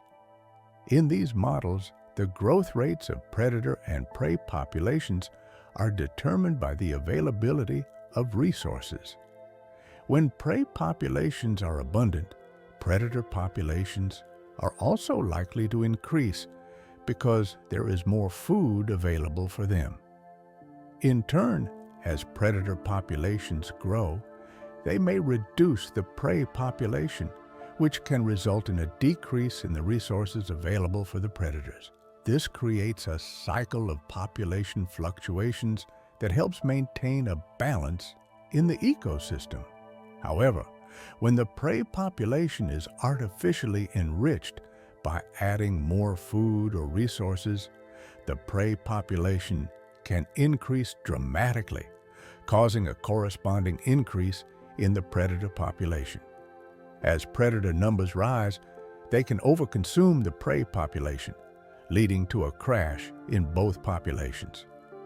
In some cases, this crash can be severe enough to destabilize the ecosystem, leading to the decline of both predator and prey populations. The paradox of enrichment is based on the idea that ecosystems are often in a delicate balance, and adding more resources can disrupt this balance. The enrichment of an ecosystem does not simply cause an increase in the populations of the species involved. Rather, it changes the interactions between species in such a way that the system becomes less stable. For example, an excess of food for prey species may lead to overpopulation, which in turn can lead to the depletion of resources, resulting in starvation or disease. Additionally, predators may become more efficient at hunting, further exacerbating the problem. These changes can cause a system to become more susceptible to fluctuations and even collapse, as the natural checks and balances that once regulated the system are disrupted. One of the key insights of the paradox of enrichment is that the stability of an ecosystem often depends on the interactions between species, not just the amount of resources available. In some cases, an ecosystem may be better off with fewer resources if this leads to a more stable and self-regulating system. The paradox challenges the common assumption that increasing resources will always benefit an ecosystem. Instead, it suggests that ecosystems are complex systems where small changes in one part of the system can have large and often unpredictable effects on the entire system. The paradox of enrichment has important implications for ecosystem management and conservation. In some cases, efforts to enhance the health of ecosystems by adding resources or improving conditions may have unintended negative consequences. For example, in fisheries management, increasing the availability of food for fish populations may initially seem like a good way to boost fish stocks. However, if this enrichment leads to an overgrowth of fish populations, it can result in overfishing, depletion of resources, and the collapse of the fishery. Similarly, in agricultural systems, adding fertilizers or increasing irrigation can lead to short-term increases in crop yields, but over time, these practices can degrade soil health, increase pollution, and lead to the destabilization of the entire agricultural system. The paradox of enrichment also has implications for the management of invasive species. Invasive species often thrive in environments with abundant resources and few natural predators. However, the introduction of resources or the enrichment of ecosystems can sometimes lead to the overpopulation of invasive species, which can further disrupt the balance of the ecosystem. The paradox of enrichment suggests that in some cases, the solution to invasive species problems may not be to increase resources or improve conditions for native species, but to reduce the availability of resources, to slow the spread of invasives and restore the balance of the ecosystem. In some cases, the paradox of enrichment can be seen as an example of overcompensation, where an intervention intended to improve an ecosystem leads to a response that exceeds the intended benefit, causing the system to become unbalanced. For instance, efforts to increase the food supply for herbivores may initially lead to an increase in the herbivore population. However, this may also lead to a reduction in plant diversity as herbivores overconsume the available plants, ultimately leading to a decline in the herbivore population as the food supply diminishes. This overcompensation can destabilize the entire ecosystem, making it more difficult to restore the original balance. The paradox also raises important questions about the limits of human intervention in natural systems. While it may be tempting to try to improve ecosystems by adding resources or manipulating species populations, the paradox of enrichment reminds us that ecosystems are often more complex than they appear, and our interventions can sometimes have unintended consequences. Efforts to improve the health of ecosystems must take into account the intricate web of interactions between species, as well as the long-term impacts of interventions. One way to address the paradox of enrichment is to focus on ecological restoration, which involves restoring ecosystems to their natural state, rather than trying to artificially enhance them. Ecological restoration aims to reestablish the original balance of species and resources, which may involve removing invasive species, reducing human intervention, and allowing natural processes to resume. By taking a more hands-off approach to ecosystem management, it may be possible to create a more stable and sustainable system that is less vulnerable to the negative effects of enrichment. The Easterlin paradox, named after the economist Richard Easterlin, refers to the counterintuitive observation that despite rising income levels over time, happiness does not tend to increase proportionally. In other words, while people may experience higher incomes, this does not necessarily correlate with greater overall well-being or life satisfaction. The paradox was first identified in the 1970s and has since become a prominent topic in the study of economics and happiness. Easterlin's research challenged the conventional assumption that wealth is a primary determinant of happiness, suggesting instead that other factors such as relative income and social comparisons play a crucial role in determining well-being. The Easterlin paradox emerges from the observation that over time, countries tend to experience economic growth, which leads to higher average incomes. However, this increase in income does not always translate into greater happiness for the population. In fact, studies have shown that within a given country, people who earn more tend to report higher levels of happiness than those with lower incomes. But when comparing happiness levels across countries or over long periods of time, no clear correlation exists between national income and national happiness.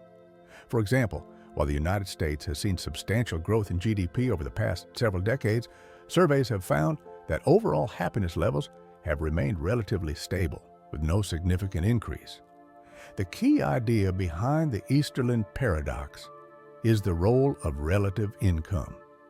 According to Easterlin's theory, what matters most for an individual's happiness is not their absolute income, but how their income compares to the incomes of others. People tend to evaluate their own well-being not only based on their own financial situation, but also in relation to the income levels of those around them.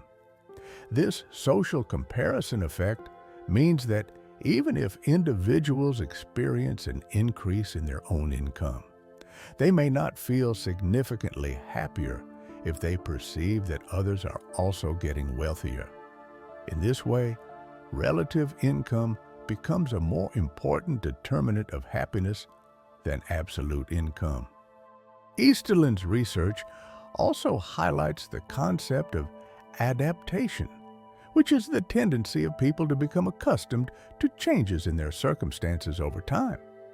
When individuals experience an increase in income, they may initially feel happier or more satisfied. However, over time, they adapt to their new financial situation, and the initial boost in happiness diminishes. This process, known as the hedonic treadmill, suggests that people quickly return to a baseline level of happiness, regardless of external changes such as increased wealth. As a result, the long-term impact of higher income on happiness is often limited as people continually adjust to their new circumstances. The Easterlin paradox also raises questions about the role of material wealth in contributing to well-being. If increased income does not lead to sustained increases in happiness, then what does contribute to happiness? Easterlin suggests that factors such as social relationships, health, job satisfaction, and sense of purpose are more important determinants of well-being than income alone. For example, studies have shown that strong social connections and a sense of community are closely linked to happiness. Similarly, good health and fulfilling work are consistently associated with higher levels of life satisfaction. These factors may provide a more enduring sense of well-being than material wealth, which is subject to the limitations of relative income and adaptation. In addition to individual factors, the Easterlin paradox also draws attention to the role of cultural and societal factors in shaping happiness. Different cultures may have different expectations and values when it comes to wealth and happiness, which can influence how individuals perceive their own well-being. In societies where material success is highly valued, people may place more emphasis on income and wealth as indicators of happiness. In contrast, in societies that prioritize community, spirituality, or personal growth, happiness may be more closely tied to non-material aspects of life. As a result, the relationship between income and happiness can vary across different cultural contexts, further complicating the findings of the Easterlin paradox. The paradox also has important implications for public policy and economic development. If rising income does not lead to increased happiness, then policies aimed solely at increasing GDP or promoting economic growth may not be sufficient to improve overall well-being. This realization has led to a growing interest in alternative measures of well-being, such as the Human Development Index, HDI, or the Gross National Happiness, GNH Index, which take into account factors such as education, health, and environmental sustainability, alongside economic indicators. These alternative measures suggests that a more holistic approach to development, one that considers the broader aspects of human flourishing, may be more effective in improving quality of life than simply focusing on increasing wealth. The Easterlin paradox has sparked considerable debate among economists and psychologists about the true relationship between income and happiness. Some critics of Easterlin's conclusions argue that his findings are based on cross-sectional data and do not account for the full complexity of the relationship between income and happiness. They suggest that factors such as economic inequality, job security, and expectations may play a significant role in shaping happiness, and that rising income levels could still have a positive impact on well-being if these factors are addressed. For example, while overall happiness may not increase with rising income, it is possible that reducing income inequality could improve happiness for those at the lower end of the income distribution, as it may reduce feelings of relative deprivation and social comparison. Moreover, some researchers have questioned the role of adaptation in the Easterlin paradox. They argue that people may not always return to their baseline level of happiness after experiencing changes in their circumstances. For example, individuals who experience a significant increase in income may maintain a higher level of happiness over time, especially if the increase is large enough or if it is accompanied by other positive life changes, such as improved health or job satisfaction. In this view, the process of adaptation is not always as rapid or complete as Easterlin suggests, and income can have a more lasting impact on happiness than his theory implies. Despite these criticisms, the Easterlin paradox remains an influential concept in the study of happiness and well-being. It has helped to shift the focus of economic research away from the assumption that material wealth is the key to happiness and toward a more nuanced understanding of the complex factors that contribute to well-being. The paradox also underscores the importance of considering the broader social and psychological context in which people live, as well as the limitations of relying solely on economic growth as a measure of progress. The Lucas paradox, named after the economist Robert Lucas, refers to the puzzling observation that capital does not flow from rich countries to poor countries, as economic theory would predict. According to standard economic models, capital should move from areas with abundant capital, rich countries, to areas with less capital, poor countries, because the returns on investment are expected to be higher in the latter due to lower capital per worker and higher marginal productivity of capital. However, in reality, capital flows have not behaved as predicted. Instead of flowing from developed economies to developing ones, capital often flows in the opposite direction, with rich countries receiving more foreign investment than poor ones. This paradox challenges the assumptions of classical growth theory and has led to deeper questions about the factors that influence capital allocation and economic development. The theory of capital mobility assumes that in a world of perfect markets, capital should move freely across borders in search of the highest returns. If a country's capital stock is relatively low, investments in that country should offer higher returns due to the lower level of capital available for production. This would make it attractive for investors in rich countries to invest in poorer countries where they could earn higher profits. However, empirical evidence suggests that this does not happen to the extent that economic models predict. In fact, capital tends to flow in the opposite direction, with wealthier nations receiving more foreign investment than poorer ones. This is the essence of the Lucas paradox. One explanation for the Lucas paradox is the role of human capital. While capital might be in greater abundance in rich countries, the supply of skilled labor or human capital is also higher in these countries. This means that the marginal return on capital in wealthier nations may not be as low as economic models suggest, and foreign investors may perceive less of a difference in returns between rich and poor countries. In contrast, developing countries may have a large pool of labor, but lack the skilled workforce necessary to make efficient use of the capital.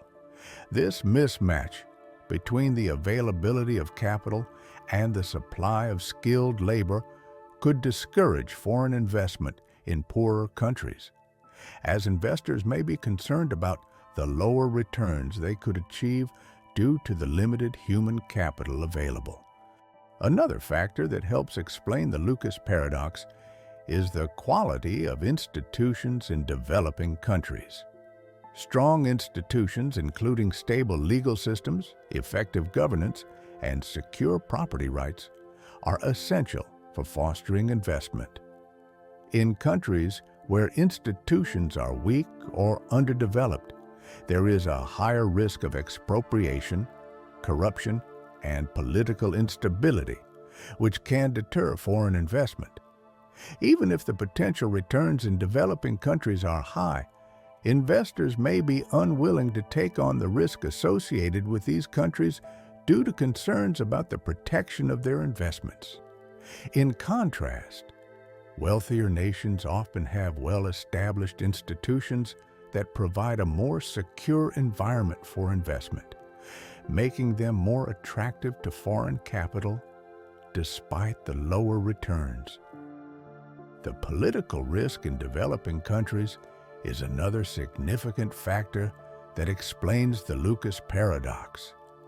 Political instability, conflict, and the risk of government intervention in the economy can deter investment in poorer countries. Even if the economic conditions in these countries suggest high returns on investment, investors may be unwilling to take the risk of having their assets seized or devalued by unstable governments. This is particularly true for foreign investors who may not have the same level of protection as domestic investors. In wealthier countries, the political environment is typically more stable, which makes them more appealing destinations for capital. The capital market imperfections also play a role in the Lucas paradox. In practice, capital markets are not perfect, and there may be barriers to investment that prevent capital from flowing freely across borders. These barriers can include tariffs, restrictions on foreign ownership, and differences in regulations between countries. Investors may also face difficulties in accessing information about investment opportunities in foreign markets, which can create uncertainty and increase transaction costs. These market imperfections can prevent capital from flowing to where it is needed most and contribute to the paradoxical pattern of capital flowing from poor to rich countries. The savings rate is another factor that could explain the paradox. In developing countries, despite the potentially higher returns on capital, domestic savings rates may be low. This can limit the availability of capital for investment, and foreign investors may be less likely to invest in countries that do not have a strong domestic savings base. In contrast, rich countries tend to have higher savings rates, which provide a larger pool of domestic capital to fund investments.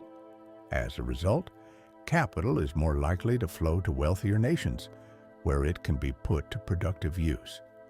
The role of education and technology is also crucial in understanding the Lucas paradox.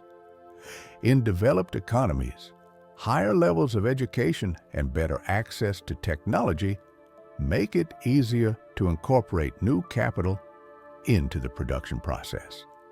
Skilled labor and advanced technology can make the returns on capital more efficient and productive.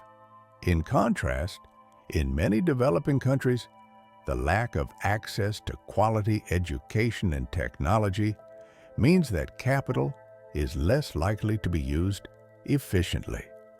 As a result, even though returns on capital may appear to be higher in developing countries, the inefficiency in the use of that capital can lead to lower returns, discouraging foreign investment. The Lucas paradox has important implications for policy in developing countries.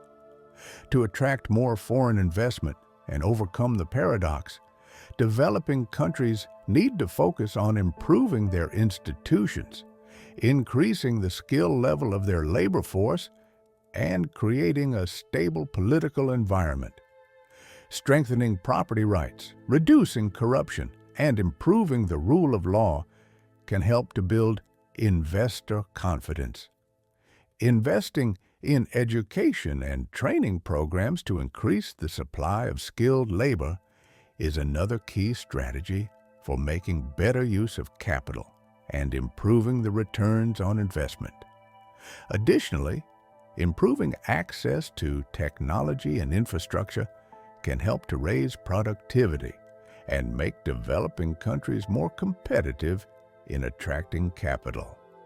International organizations such as the World Bank and the International Monetary Fund can play a role in addressing the Lucas paradox by providing assistance to developing countries in strengthening their institutions and promoting economic reforms. By improving the investment climate and creating an environment that is conducive to foreign investment, these organizations can help to address the barriers that prevent capital from flowing to where it is needed most. Despite the challenges posed by the Lucas paradox, there are signs of progress in some developing countries. In recent years, several emerging economies, particularly in Asia, have experienced significant capital inflows, driven by improvements in their institutions, human capital, and political stability. These countries have been able to attract foreign investment by implementing market-friendly reforms and creating environments that are more conducive to business and investment. The Satovsky paradox is a concept in welfare economics that challenges the traditional view of economic efficiency and the ability of compensation criteria to determine improvements in social welfare.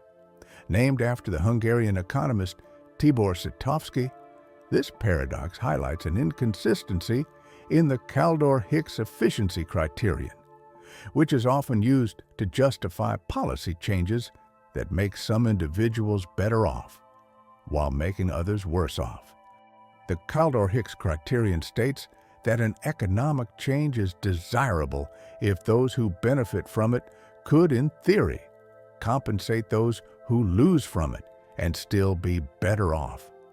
In other words, if the total gains outweigh the total losses, the change is considered an improvement in efficiency regardless of whether compensation actually occurs.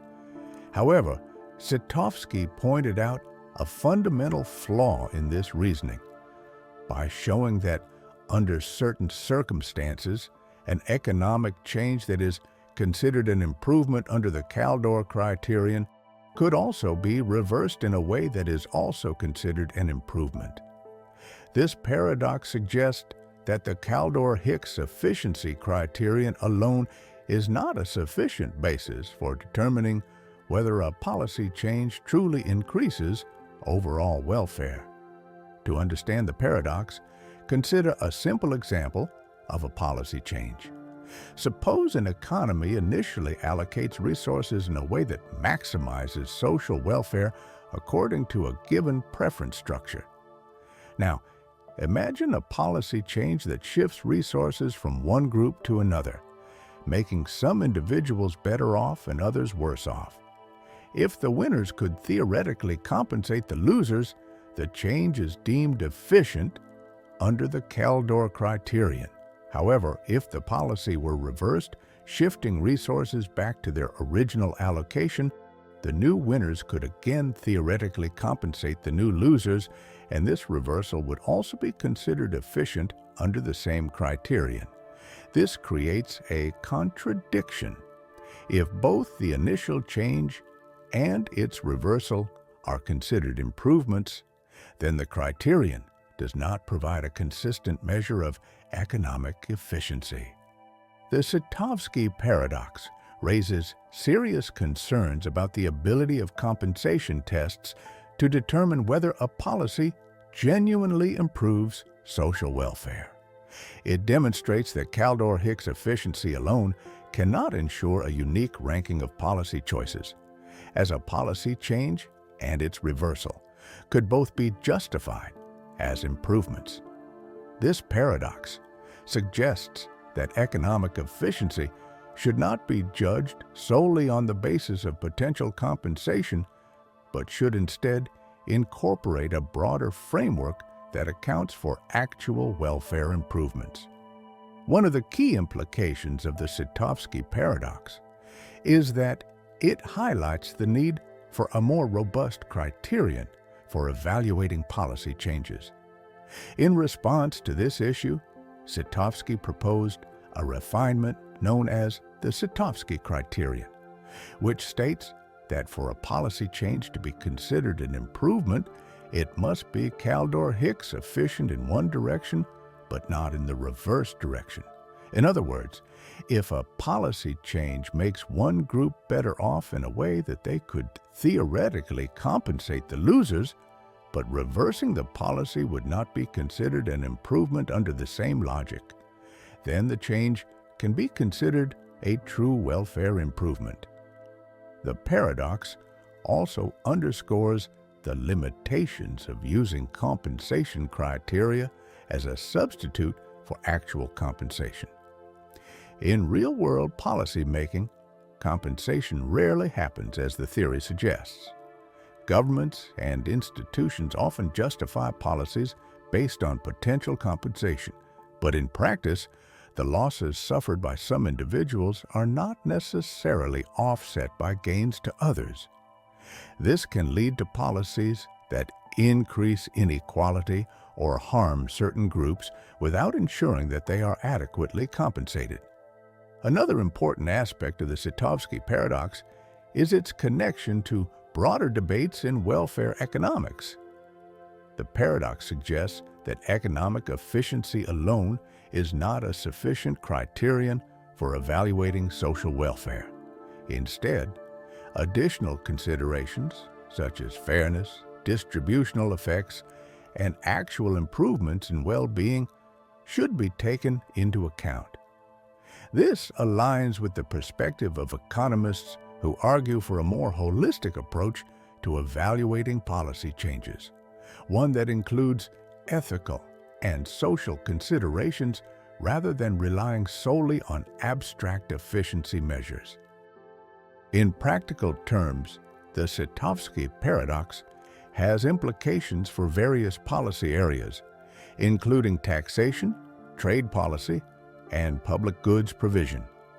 For example, when a government implements a tax reform that benefits some individuals at the expense of others, policymakers often justify the reform by arguing that the winners could compensate the losers. However, if a subsequent reversal of the tax reform could also be justified using the same logic, it raises questions about whether the initial reform truly improved social welfare. Similarly, in trade policy, tariff reductions may be justified using efficiency arguments. But if reinstating tariffs under a different political administration is also considered an efficiency improvement, the reliability of compensation-based criteria becomes questionable. The paradox also has implications for cost-benefit analysis, a widely used tool in policy evaluation. Traditional cost-benefit analysis relies on the assumption that if the total benefits of a policy exceed its total costs, then the policy is desirable. However, the Satovsky paradox suggests that this approach may be flawed because it does not guarantee a consistent ranking of policy choices. If two different policies can both be justified using the same efficiency arguments, policymakers need additional criteria to determine which policy truly enhances social welfare. In response to these issues, some economists have argued for alternative approaches to evaluating policy changes. One such approach is the use of social welfare functions, which explicitly incorporate preferences over income distribution and fairness. By considering not just efficiency but also equity, social welfare functions provide a more comprehensive framework for assessing policy choices. Another approach is the use of Pareto efficiency, which requires that a policy change make at least one person better off without making anyone worse off. While Pareto efficiency is a stricter criterion than Kaldor-Hicks efficiency, it avoids the contradictions of the Satovsky paradox by ensuring that policy changes unambiguously improve welfare. Despite its theoretical nature, the Satovsky paradox remains relevant to modern economic policy debates. It serves as a reminder that economic models must be used with caution and that efficiency criteria should not be applied uncritically. Policymakers must recognize the limitations of compensation tests and ensure that policy decisions are guided by a broader set of considerations, including fairness, equity, and actual improvements in well-being. The Tullock paradox is a concept in public choice theory that presents a puzzling contradiction in the study of rent-seeking behavior. Named after economist Gordon Tullock, the paradox highlights a fundamental question. Why do individuals and organizations spend so little on rent-seeking despite the high potential rewards? Rent-seeking refers to activities aimed at obtaining economic benefits through manipulation of the political or legal system, rather than through productive means, such as innovation or market competition. Examples include lobbying for government subsidies, securing monopoly privileges, or influencing regulatory policies in ways that benefit specific industries or firms at the expense of the public. In traditional economic theory, rational actors are expected to allocate resources efficiently in pursuit of profit. When a government benefit, such as a tax break, subsidy, or regulation that favors a particular industry is available, firms and individuals should be willing to invest significant amounts of money and effort to secure it. The logic follows that, in a competitive environment, the total cost of rent-seeking should approach the total value of the benefit being sought. This expectation is based on the idea that as long as the potential reward outweighs the cost, more players will enter the competition, driving up expenditures until the cost of securing the benefit nearly equals its total value. For example, if a government offers a subsidy of $1 million to a particular industry, economic theory would suggest that competing firms should collectively be willing to spend close to $1 million in lobbying, legal efforts, and campaign contributions to secure that subsidy. If they spent significantly less, it would suggest that there is still profit to be made, and new competitors would enter the rent-seeking contest until the costs and benefits are balanced. Empirical observations, however, reveal that the actual resources spent on rent-seeking activities are often far lower than the theoretical predictions. This discrepancy is what Tullock identified as paradoxical. If rent-seeking is so lucrative, why do firms and individuals not invest more in securing these advantages? Why does rent-seeking expenditure often fall far short of the expected levels suggested by economic models? One key reason for the paradox is that rent-seeking is not an open and perfectly competitive process. In many cases, access to government favors is not determined by a free market, but by political influence, long-term relationships, and insider access. Certain firms or industries may have historical ties to policymakers, reducing the need for large-scale financial expenditures. If a company already enjoys a privileged position within the political system, it may not need to spend excessive amounts to maintain that advantage. Furthermore, political decision-making often involves discretion, meaning that government officials can choose winners and losers based on subjective criteria. This limits competition in rent-seeking, as only a few well-connected players may have realistic access to government benefits, reducing overall expenditures. Another explanation for the paradox is that rent-seeking often involves policies that impose costs on a large, dispersed group, while concentrating benefits on a small, well-organized group. For instance, if a government grants a tax break to a particular industry, the cost of that tax break is spread across millions of taxpayers, while the benefits are concentrated among a few corporations. Because the cost per individual taxpayer is small, the general public has little incentive to actively oppose the policy. This phenomenon, known as rational ignorance, allows rent seekers to secure significant benefits at relatively low costs because there is minimal organized resistance. Many rent-seeking expenditures are hidden within long-term relationships and implicit agreements rather than direct financial outlays. Instead of engaging in costly, high-profile lobbying efforts, firms may cultivate relationships with policymakers over years or decades, making rent-seeking a gradual, low-cost process. This ongoing influence reduces the need for sudden, large-scale expenditures that would otherwise be expected in a purely competitive environment. The institutional design of political and economic systems also plays a role in the paradox. In some cases, regulations and policies create barriers to entry that protect incumbent firms from new competition.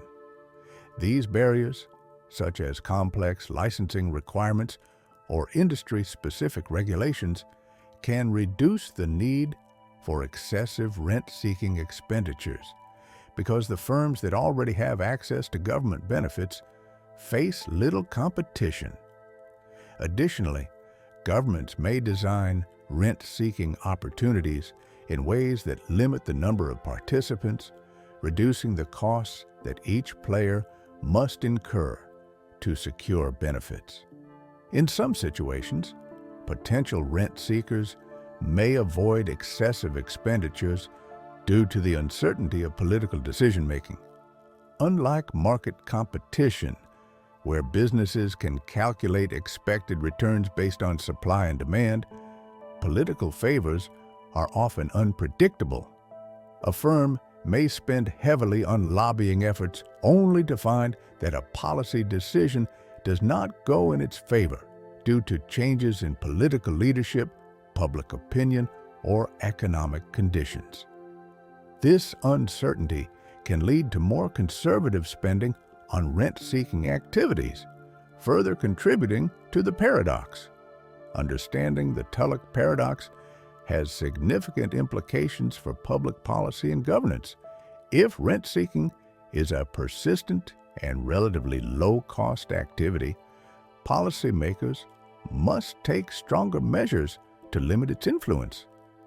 This can be achieved through greater transparency in government decision-making, stricter anti-corruption laws, and policies that reduce the discretionary power of politicians and regulators to grant favors to specific industries or firms. Reducing the incentives for rent-seeking can help improve economic efficiency and ensure that public resources are allocated based on merit rather than political influence. Despite its paradoxical nature, rent-seeking remains a widespread phenomenon in both developed and developing economies. Governments frequently intervene in markets through subsidies, regulations, and trade policies, creating opportunities for rent-seeking.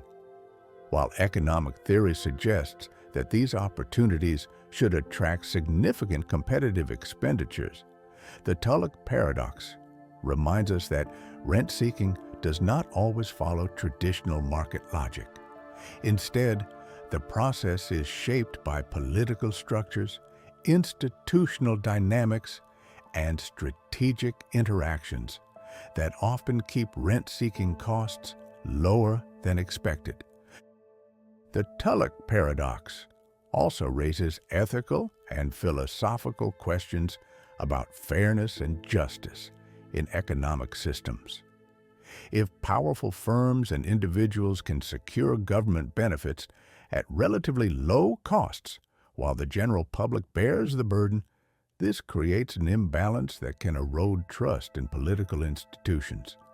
It suggests that economic power and political influence are deeply intertwined, allowing some actors to gain advantages without engaging in fair competition. One possible solution to mitigate rent-seeking is the promotion of competitive and transparent policy-making processes.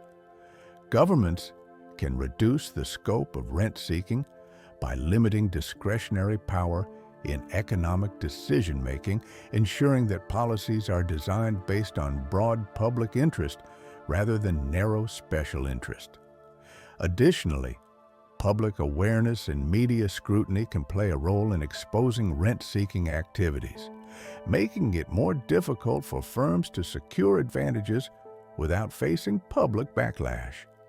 Another approach is to implement institutional reforms that make it more costly for firms to engage in rent-seeking behavior.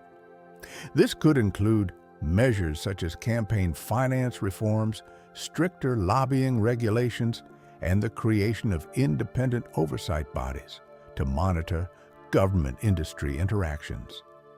By increasing the costs of rent-seeking and reducing the expected benefits, such policies could help reduce the overall prevalence of rent-seeking behavior. Ultimately, the Tullock paradox serves as a reminder that economic theory does not always align with real-world observations. While traditional models suggest that rent-seeking should be a highly competitive and costly activity, the reality is that firms and individuals often secure government benefits with relatively little expenditure. This paradox challenges economists and policymakers to rethink how political and economic power operates, and to consider new ways to promote fairness, efficiency, and accountability in governance. Borel's paradox is a striking result in probability theory that reveals the complexities and potential inconsistencies that arise when conditioning on events of probability 0. Named after the French mathematician Émile Borel, the paradox illustrates how different approaches to defining conditional probabilities in continuous probability spaces can lead to different and sometimes contradictory results. This paradox is particularly relevant in measure theory, Bayesian inference, and probability modeling in physics and machine learning. It serves as a reminder that naive applications of probability intuition from discrete settings do not always translate well to continuous cases, where additional care must be taken in defining conditioning. To understand Borel's paradox, one must first grasp the fundamental concept of conditioning in probability theory. In a discrete probability space, the conditional probability of an event given another event with non-zero probability is well defined using Bayes' theorem. If the probability of event B is greater than 0, then the probability of event A, given that B has occurred, is calculated as the probability of their joint occurrence divided by the probability of B. This method allows us to update our beliefs about the likelihood of A occurring once we know that B has happened. However, in continuous probability spaces, things become more complicated. When dealing with continuous distributions, individual points or lower dimensional subsets, such as lines in a plane or circles on a sphere, often have probability 0 under the given probability measure. This creates difficulties when attempting to condition on such events. In many cases, probability 0 events are ignored because they do not affect the overall measure. But when trying to define conditional probabilities on these events, inconsistencies can emerge, as shown by Borel's paradox. The paradox is best illustrated using a probability distribution defined on the surface of a sphere. Suppose we have a sphere of unit radius and we choose a point on the surface of the sphere randomly with a uniform probability distribution. This means that every location on the sphere is equally likely to be chosen. Now, consider conditioning on the event that the chosen point lies on a specific great circle of the sphere. A great circle is any circle on a sphere whose center coincides with the center of the sphere. Examples include the equator or longitudinal meridians. Since the sphere has two-dimensional surface area and the great circle is a one-dimensional subset of that surface, the probability of selecting a point that exactly lies on the great circle is 0.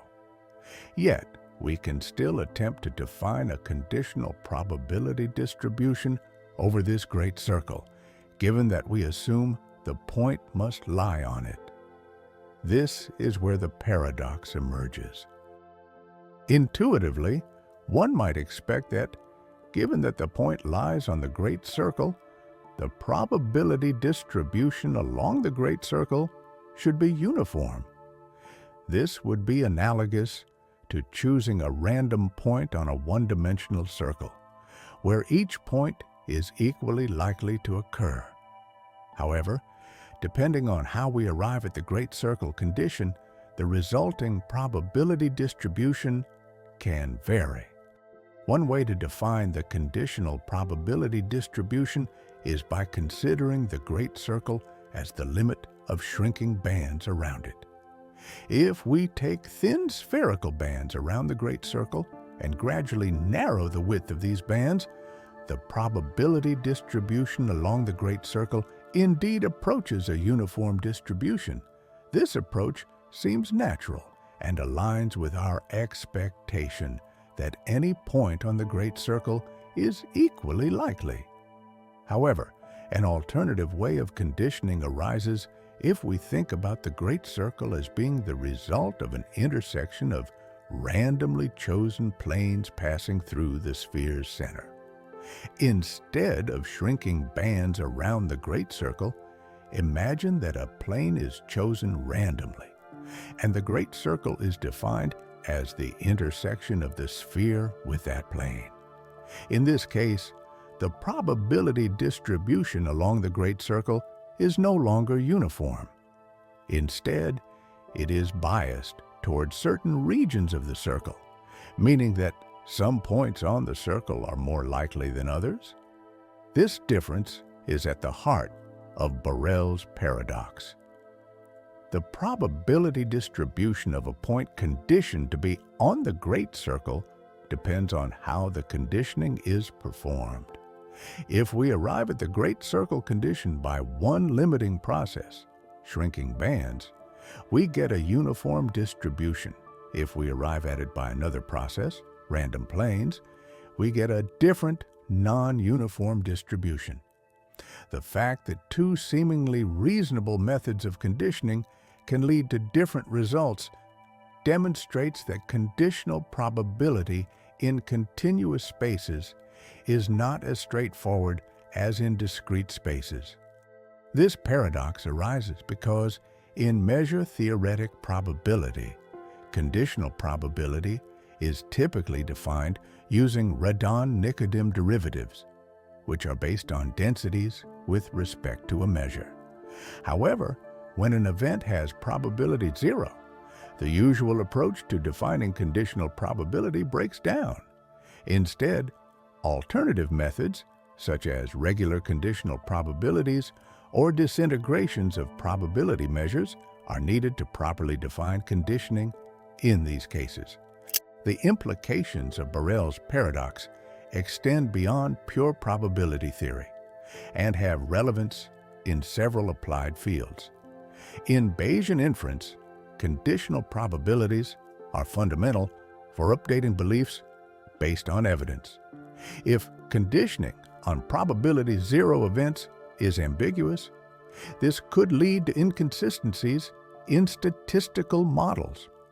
For example, in machine learning applications that rely on probabilistic reasoning, incorrect handling of conditioning can lead to misleading conclusions. Similarly, in physics, probability distributions often describe physical states, and conditioning on probability 0 events can introduce ambiguities in quantum mechanics and statistical mechanics. In quantum mechanics, for instance, measurement collapses the wave function into a specific state, which is analogous to conditioning on a particular event. If this conditioning is not well defined, it could lead to paradoxical interpretations of quantum probabilities. One way to resolve Borel's paradox is to recognize that probability 0 events require additional structure to define conditional probabilities rigorously. In practice, when dealing with continuous probability spaces, conditional probabilities are typically defined using density functions or regularized measures.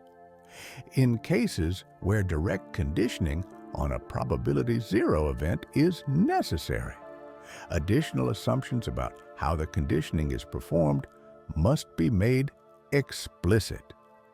The paradox also highlights an important conceptual issue in probability theory, that probability assignments are not just about the mathematical structure of probability spaces, but also about how information is interpreted and processed. In real-world applications, the way data is collected and the way conditions are imposed can significantly affect probability calculations. For example, if a medical test conditions on a rare disease that has a near 0 prior probability, the method of conditioning can influence the estimated likelihood of the disease given a positive test result. Polchinski's paradox is a thought experiment in theoretical physics that explores the consequences of time travel and closed time-like curves, CTCs, which allow for the possibility of self-consistent time loops. Named after the physicist Joseph Polchinski, the paradox presents a scenario in which an object, such as a billiard ball, enters a wormhole and emerges in the past in a way that leads to a contradiction. The paradox is closely related to the broader problem of causality in time travel, particularly how consistency can be maintained when events in the past are influenced by actions taken in the future. To understand Polchinski's paradox, one must first consider the concept of closed time-like curves, which are solutions to Einstein's general theory of relativity. In general relativity, space and time are treated as part of a four-dimensional continuum known as space-time. The theory allows for the warping and bending of space-time due to the presence of mass and energy, and in some extreme cases, this warping could permit paths that loop back on themselves, effectively allowing an object to travel backward in time. These loops, known as closed time-like curves, are a feature of certain space-time solutions, such as those involving rotating black holes or hypothetical wormholes that connect different points in time. In Polchinski's scenario, a billiard ball is fired toward the mouth of a wormhole. The wormhole is assumed to be a stable structure that connects 2 points in space-time, such that anything entering one end of the wormhole at a given time emerges from the other end at an earlier time. If the billiard ball enters the wormhole, it will reappear in the past before it originally entered. This sets up the possibility of an inconsistency. What if the billiard ball, upon emerging from the wormhole in the past, collides with its earlier self in such a way that it prevents itself from ever entering the wormhole in the first place? This is where the paradox arises. If the billiard ball prevents itself from entering the wormhole, then it should never have been able to emerge from the wormhole in the past. But if it never emerges, then there is nothing to prevent it from entering the wormhole, in which case it must emerge from the wormhole and interfere with its past self. This logical contradiction highlights a fundamental problem with time travel. How can a consistent history be maintained if events in the future can retroactively alter the past in ways that make their own occurrence impossible? The paradox is similar to the classic grandfather paradox, in which a time traveler goes back in time and prevents their own grandfather from meeting their grandmother, thus preventing their own birth and negating the possibility of having traveled back in time in the first place. However, Polchinski's paradox is particularly significant because it presents a physical rather than purely philosophical version of the problem. Unlike scenarios that involve human decision-making, the billiard ball scenario is governed by the deterministic laws of classical mechanics, making the paradox more directly connected to the fundamental principles of physics. One possible resolution to Polchinski's paradox comes from the idea of self-consistency, as proposed by Igor Novikov in the Novikov self-consistency principle.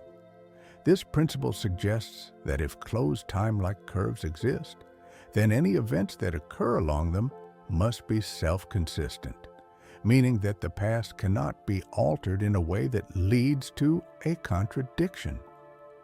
In the billiard ball scenario, this could mean that the ball still enters the wormhole, but instead of colliding with itself in a way that prevents entry, it does so in a way that alters its trajectory slightly, allowing it to enter the wormhole but at a different angle or velocity.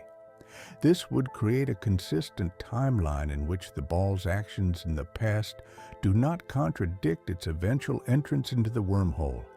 Mathematically, this idea has been tested using physics simulations that model the trajectories of particles in spacetimes containing closed time-like curves. In these models, solutions tend to emerge where all interactions remain self-consistent, supporting the idea that paradox-free time travel could be possible under the right conditions.